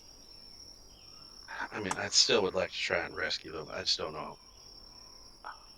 I don't know if we're gonna be able to do it. Out of character, I'd like to say if I had a 15 bonus to lockpicking, I would have busted out every single member inside their jail cell. But that's just me. If I had a plus 15 to lockpicking, I'm just saying. And then how do you get 12 people quiet up the stairs? A portable Who says it hole. has to be quiet? Why wouldn't you start a fucking revolution? Because they were elderly and they were scared. Well, And they also were you regular had people. Tomas who can cast Pass Without a Trace. Also, maybe I could have gone and continued to cast. Alright, fine. You know what? If you want, we can go back, we can try it, and I guarantee it will not work. Veil says you made the right choice. Bunch of people weighing you down, slowing you. That's not what I want. Hey, that slowing me down ain't the thing. It wouldn't have worked. No, I know. I didn't say it in character, so this isn't an argument. Oh yeah, well he's saying it. I mean, he's Yeah. if he would have taken the character, he'd be like, I would have tried, but it would have failed. I just want to clarify the D6 I rolled was to recharge the wand at sunrise. Okay. Gotcha. We could still. It was a D6 plus 1. Yep. We could still make it. Make a play to save them. But they would have died if I tried getting them out last night. Hey, maybe we'll meet them at the lake. It's a possibility. Tomas and I know what they look like, so we'll know what we're looking for. Oh shit! It's a new day. Well, it's gonna be. We're taking our rest.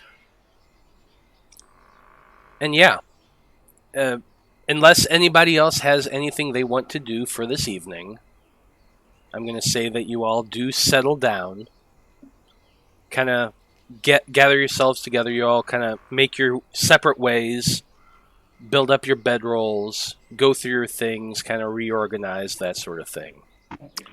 Eloise, as you're kind of sitting there going through all of your stuff, go ahead and give me an investigation check real quick.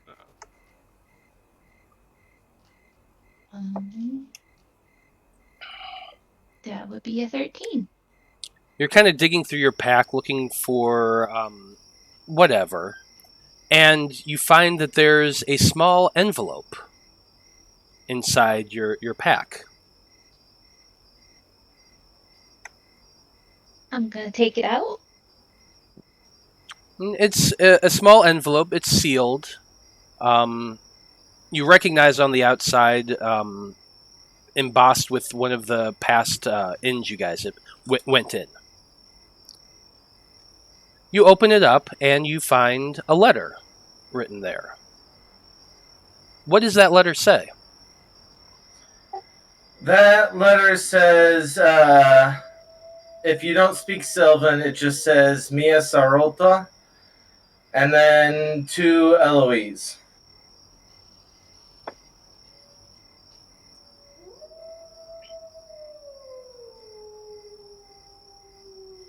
I'm gonna kind of flip the paper over and... Do I recognize the handwriting? Make an insight check. Okay. 12. Yeah, probably not. I don't think you've actually seen this individual's handwriting before. I don't think I've seen anybody's handwriting. I've seen their signatures.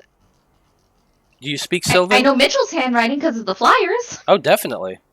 And it's not Mitchell's. But Not Mitchell's. And you don't speak Sylvan, do you?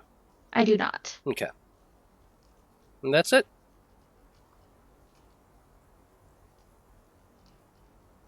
Okay. If you open the letter, I can tell you what it says, but I'm going to send it to you in chat, and you have to read it out loud.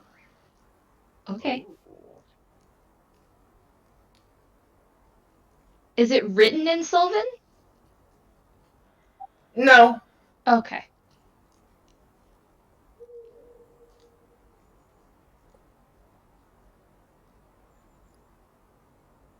All right, did you get it? Yeah.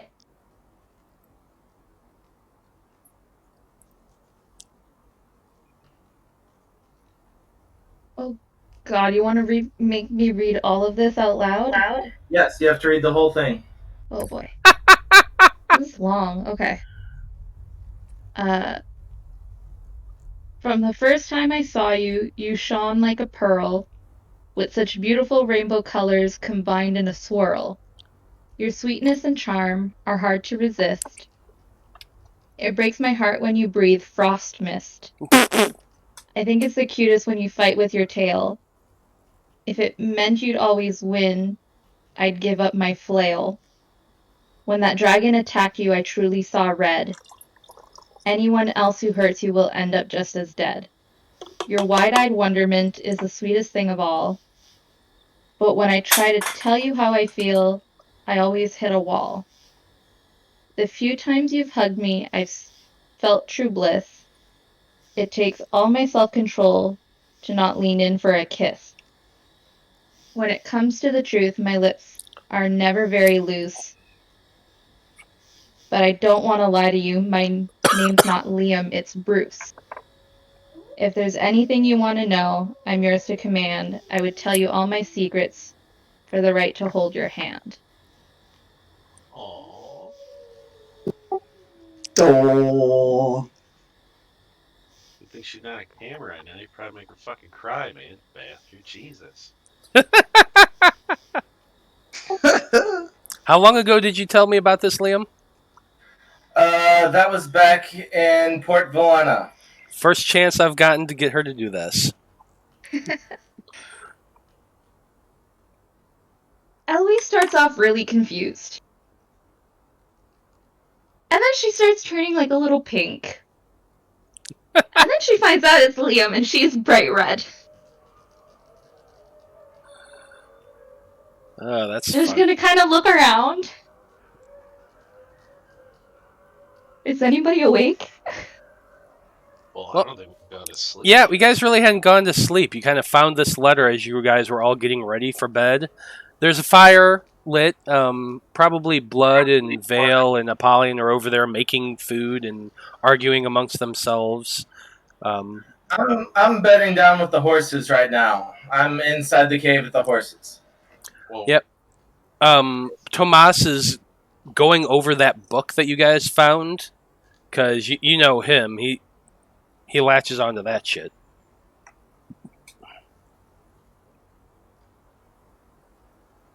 So you do see people around, Eloise.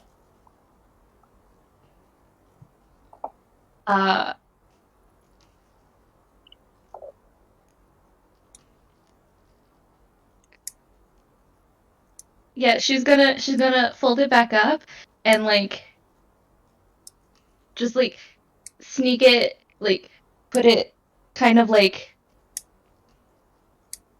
in a like, I know I don't have like a lapel pocket, but like kind of there, and just kind of like hold You it. specifically asked for a two-part dress with pockets.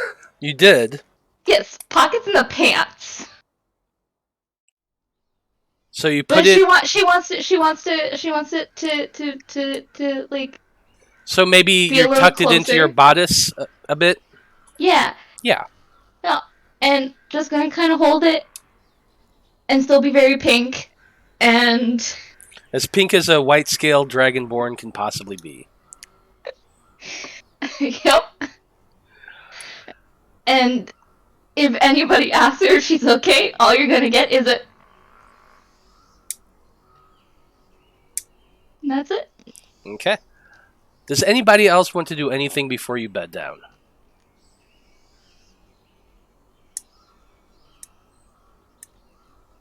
Perfect. no. So you all set watches. I'm not going to have you guys roll because nothing happens tonight. You guys all each take your watch, get a good night's sleep, and all of you feel very rested in the morning, except for Liam. Liam, you feel like shit. You are just hurting when you get up. ribs are, you kind of move your bandages around your ribs out and look over them, and you can still see they are purple. Like you know what it looks like when you have busted ribs. It's it's just a kaleidoscope of colors around your sides, and you bind them up really quick again. But you did not get as much of a rest as you think you should. You're rested fully, but the golem's hits took a lot more out of you. But you all do have a good night's rest. You do have the long rest, so you wake up fresh and start your day. So, debauchery circuit, or yeah, goddamn, I'm tired as fuck. That's Twice in one game. Oh, Ugh. I mean, our tabaxi's better than theirs. That's all you need to know. Faab Five. Your DM is tired and has had a very long week, but as you wake up, what do you guys want to do today? How far would we guesstimate that we are from the lake, based off how much we traveled last night? Probably around maybe 5 to 6 hours. It won't take you too long. You'll get there by midday. I mean, I could always scout ahead with Tomas, or with, if Liam's feeling up to it. But then I had a question I was going to ask fucking Tomas, but no, I fucking forgot it. God damn it. Was it about the book or anything like that? It was going to be about the book, and I can't. About the book and the dream, like the initiates, but now I can't. I fucking forgot it. Okay. Well, when you know what? Yep. Because you said this trail looks like it has been traveled maybe but once every 6 months. I would ask, just think of how it seems so well traveled, but there is travel. I would just ask, was like, is there anything in there that you found that list of initiates? Was there anything how quickly they go through initiates, like how often they send them? I mean, not as well. Not really. We know that they send initiates at least a few times a year. At least the report that I found 3 sendings since last year. What if we are on the road that they send their initiates to the Dreamwitness? It looks Are like you still on the Don't All Survive? Well, I'm just from what I guess now, was it in that letter that guy wrote off that as soon as, or no, it was somebody told us as soon as they go to the Dreamwitness, they are immediately turned. Wasn't that something that Tomas told us? Tomas has told you guys that they get taken to the Dreamwitness as part of their. Or wait a minute, no, sorry. The cult themselves said that they take the cult themselves said that they take their initiates to meet the Dreamwitness first. That was part of becoming a member of the Dreamer cult. That's what they told you. Okay, yeah. Tomas told you that he knows that they get sent to the Dreamwitness, but he doesn't know what happens beyond that. Maybe they don't all survive, but I mean, if they're only building, maybe a dozen at a time and 2 to 3 times a year, I mean, I'm guessing these aren't just the regular schmucks. These are probably high-placed people, like officers in an army. Like that bod fuck that keeps messing with us. He's probably gone to this woman, or person, or thing. We don't know what this Dreamwitness is. Well, I mean, looking at the list, a groundskeeper, a priestess, a wife of a finance minister, a kid, another priestess, a merchant. That list looks random. Very random. When I look at that list, it's perfect. Because there's a lot of people on there that absolutely no one would ever look twice at. They seem to be taking people of any station, of all different stations. Exactly. Of opportunistic stations as well. They are. This is just making me think more and more that they have some kind of attachment to the syndicate, or at least this guy is doing it, because that's what the syndicate does.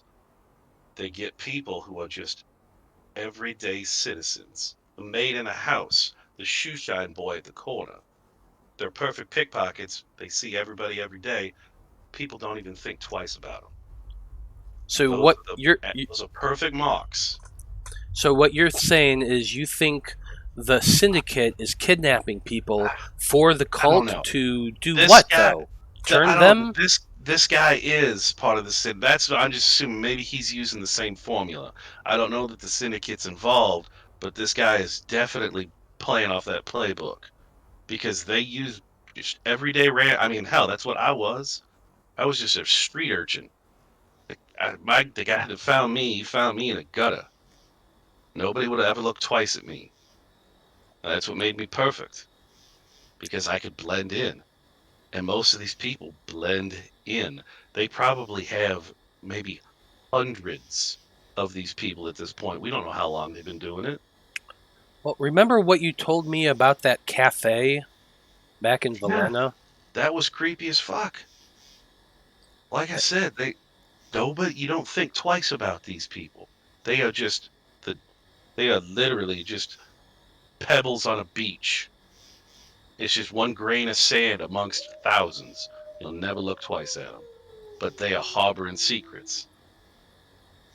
They are perfectly placed. What you're saying makes sense, kid. I'm not saying it's right, but that's when I look at that list. It looks like a list I would have made. And that's what scares me. At one point, I was thinking of joining, I was going to try to infiltrate these people to find out, what I thought about my people's past, but I have a hell of a lot more in common with these people than I thought, and that terrifies me. I don't know. It's just a thought. Go ahead and make a deception check, Liam. Just to see how well you're doing.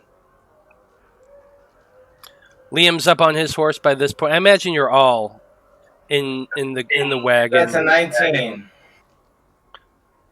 So Liam is sitting kind of high up on his horse, but doesn't look too bad. Just sitting a little stiff, maybe. Tomas is sitting next to Eloise. That way he can kind of talk to you guys. And I imagine, like, Liam's on the one side. Let's see. I'm going to say Liam's probably he's right there. Oh, yeah, he is.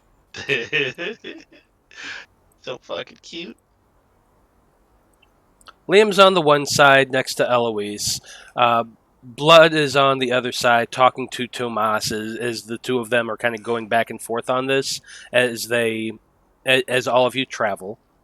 As I said, it is a bit of a stretch, but eventually the very, very large, wide lake comes into view just shy of about lunchtime. Your tummies are just starting to rumble a little bit as you crest over the top of a hill, and looking down you can see about a mile ahead of you a very large, perfectly crystalline lake in the middle of these very large, hilly, mountainous ranges. You can tell from the area that you're in that this is definitely quarry country, and probably somewhere in those mountains to your south, those quarries that you guys heard of, probably somewhere around there. But to the east of you, at about a mile's distance, you do see the lake. And looking at that map, it's a very big, large, beautiful lake. Probably at least a few miles across, if not longer. And as you're all stopped there and just looking out there, is that perhaps an island somewhere in the center? Or is that just the light playing off the water? It's a bit hard to tell, but you think there might actually be an island out there in the middle. I'm thinking about a nice big juicy fish for lunch. I don't know about you all. That's very, how should we say, I can't tell. It's very blurry to me. Yeah, it is. You've all seen a lake from the distance. You know the the sun hitting off the edge, it gives that reflective surface. Yeah, it's 24 for blood, but he's probably seeing it, maybe thinking, he goes, maybe it is? We'll see when the sun... I was just doing it for him, like, when the sun gets a little further overhead, when it's behind them maybe a little, to where it's not getting so much of a glare, it'll be a little easier probably to guarantee that it is an island and not just a trick of light. Yeah, I mean, a mile, it won't take you more than probably 15, 20 minutes to cover. It's not too long on horseback and in carriage. It's very cliche.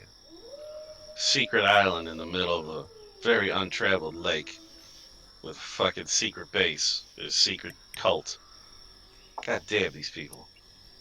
They're reading fucking romance novels or some shit like that. Fuck you, Veil. Or Blood. Fuck you.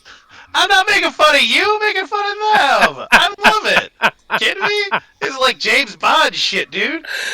We're finding that secret base we gotta infiltrate now. Well, you gave me the cloak. It's totally shaped like a giant octopus. You don't know it's the secret base till you get inside. And then just the Legion of Doom skull ship comes rising out of the lake, and there you see it rising higher and higher, and the death rays just shoot you off the hill, and you're all dead. I love that you took so much offense to that. I totally wasn't doing that. I'm just fucking with you. But you do have time, and like I said, it'll take you about 20 minutes. It'll take you about 20 minutes to make your way down there. But if you want to, you can go right up to the shore of the lake. It's up to you. What are you guys wanting to do?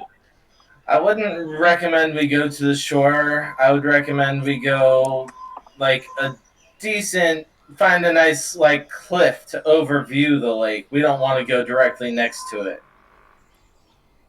Well, I can always... Well, no, I don't think I can yet. Wait. I mean, sorry, my old man was saying something to me just now, but around the lake, is it still like flat open land, even like all the way around, or are there trees at any point? Well, around this thing? popping up the map, it is fairly open and clear. There are like maybe a scattering of trees, one here, one there, but the path from the hill where you're standing to the shore is fairly open and clear. Now it is a hilly region to the south and more mountainous to the north.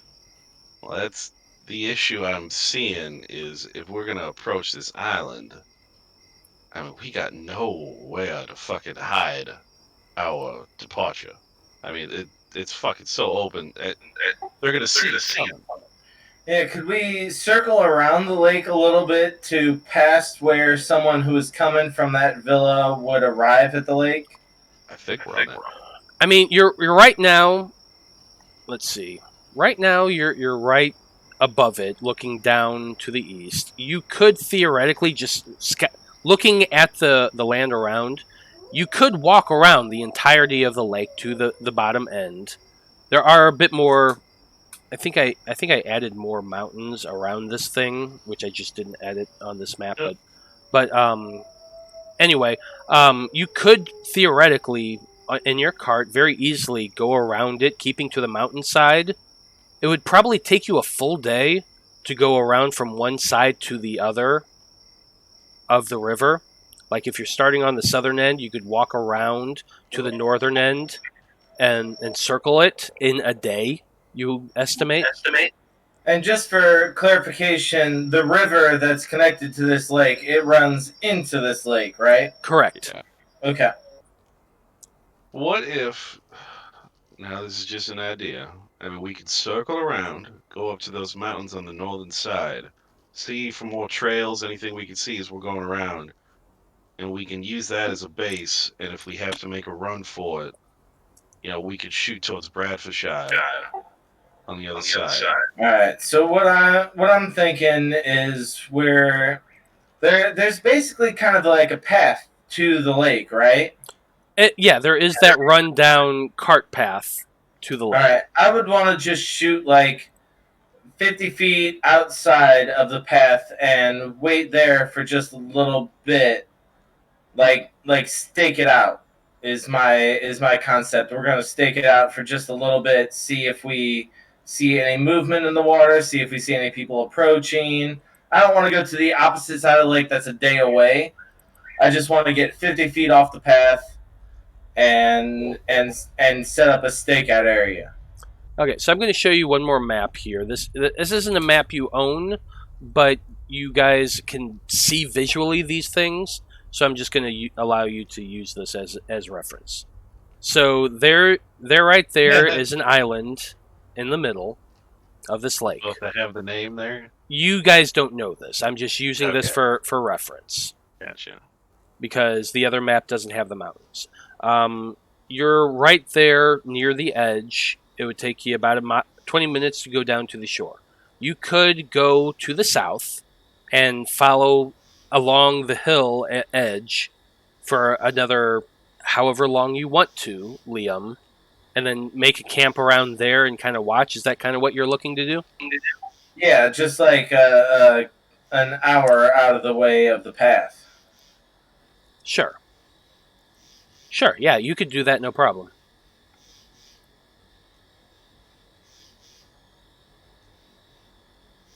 Man, I'm down for it. I'm up for anything. And we can even try hiding down there where the hills start turning into mountains and see if there's a way we can pocket in there and then just go on foot a little further up and scout the path. I mean, so what we understand right now is they were intending to bring those, what they call, what was the phrase they used for it? Initiates? Initiates, yeah. Yeah. So they were planning on taking the initiates over to this point, right? And probably down to that island over there, yeah. Tomas speaks up. How are they planning on getting over to the island? Do you see any boats? We could just use magic. Make a perception check.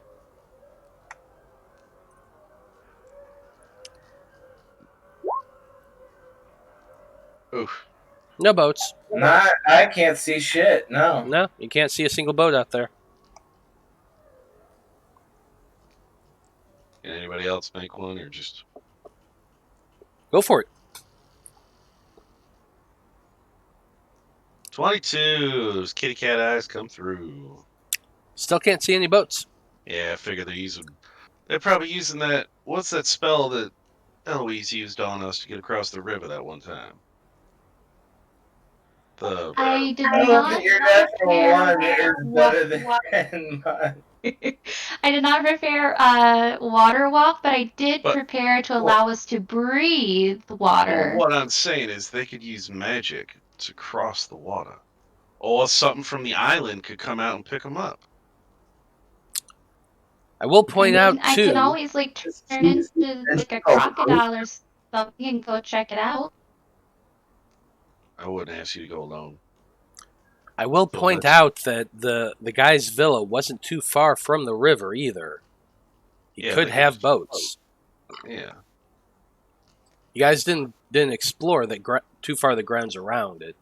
You kept to the south and to the hills.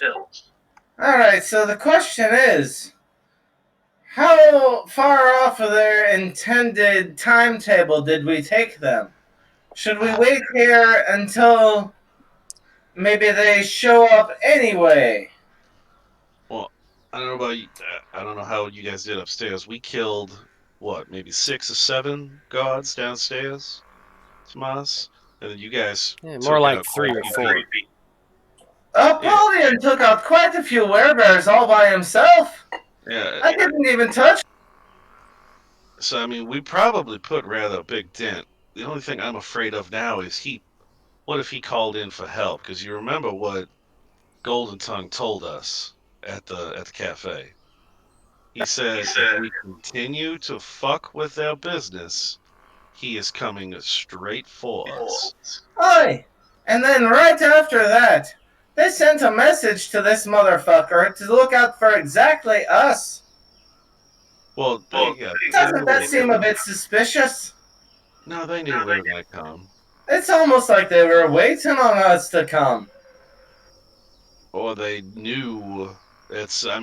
She could have just been saying, "Hey, these people are bad." It is the coincidence. I don't believe in coincidences, and that is one hell of a coincidence. So, Thomas honest. Pup said, All this is clear is we need to kill Golden Tongue.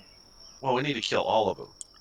but are you thinking that there's a spy somewhere who said you guys were coming? Oh no, they On this knew mission? we were not going to fucking stay away. Unless Okay. they could have somebody in the conclave. I mean, look at this list of people. We also know that a woman up in, is it Radagast is the kingdom above us to the north of Dorne?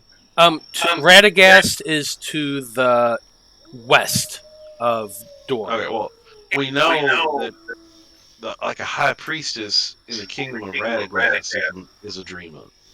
So they Hang had on just a second. everywhere. Maybe they did know we were coming.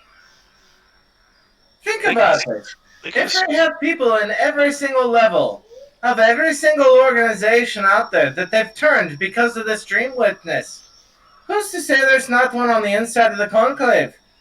Told them we were on the way. And we know that they force people. Tomas, I'm going to say I do not believe you were one of them.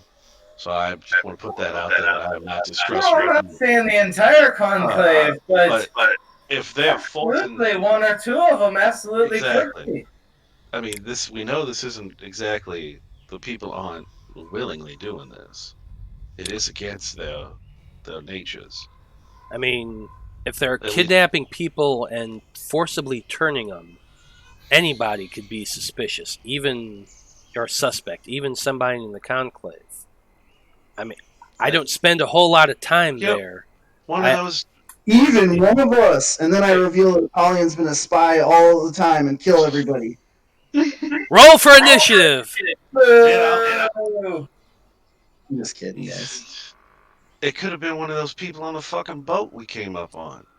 She wasn't exactly happy that she had to take us anywhere, so she could have just been playing the part. I mean, say nothing about your pleasant demeanor. Hey, I was a delight. It was these drunk assholes. Then he points. If someone is up for hire, then they're up for hire for just about anything, information or otherwise. Well then, you ain't wrong. You ain't wrong, kids. Let's get a kind of scratch his neck. Yeah, I'm up for hire for a lot of shit, but not that. Not everyone has the same morals as you do. What about those monks we saw? Even one of them could have said something, could have seen us. Because I'm sure our faces are known amongst the dreamers now. Well, I mean, you did say general description. Here in time. They were headed the opposite direction. Word doesn't travel faster than we do. Hey, Tomas is sending me messages halfway across the fucking... Wow. I can cast a spell, sending. Yeah, they might know those spells too. To be fair, you have to know someone if you're able to cast that type of spell. Just in my experience. Well, they might. You never know. I mean, if they know this, if they're dreamers, they would definitely know the Dreamwitness, and they'll know this asshole Sigmund. Oh, I'm sure there are a bunch of assholes, but I don't think it was them. Well, I'm just saying, they were somebody we crossed on this journey. I mean, hell, it could be the fucking person that ran the shop where we got our clothes. If we can't be distrustful of everybody, but unfortunately, we also can't be trustful of everybody. This is a dilemma we're going to have to live with right now. So if I were to take a guess, they would leave with the initiates on a boat. Maybe. And go straight to this island. We would see the boat, though. If they were to. Wow. As I said, we threw them off schedule. I have a feeling that they don't stop for much. He will piece together a guard and take those initiates, because I have a feeling he's probably terrified of this Dreamwitness. So then you think we make a stand here? Do you want to take on the Dreamwitness? What's exactly the plan? We don't know what... No, if this Dreamwitness, if what we've heard, that people unwilling go to this person and then they come back and they are completely dedicated. I don't think we are. I'm not ready for that. I know my limitations. Well, to be fair, I'm not in the mood to be charmed ever again. Well, we can probably find some magic to help with that, but I'm taking care of that. I figured out how they're doing it. I mean, I'm very confident in my abilities in a lot of ways. I'm sure you've noticed. I'm not exactly a shy person about saying things like that. You don't say. Yeah, I didn't know if you picked up on it, but I don't think I could. I don't think I'm ready for taking on whatever the Dreamwitness is. So then you just want to watch from the shore. I'm just making sure. I'm Not fine what with I'm that. saying. I'm not saying we don't try and intercept the ship. I'm saying we don't take on the Dreamwitness. The ship we could probably deal with. If it's just Sigmund and the people that were at his party, that is something different. But we Are have no boats idea usually what's on that flammable? island. How big is the island?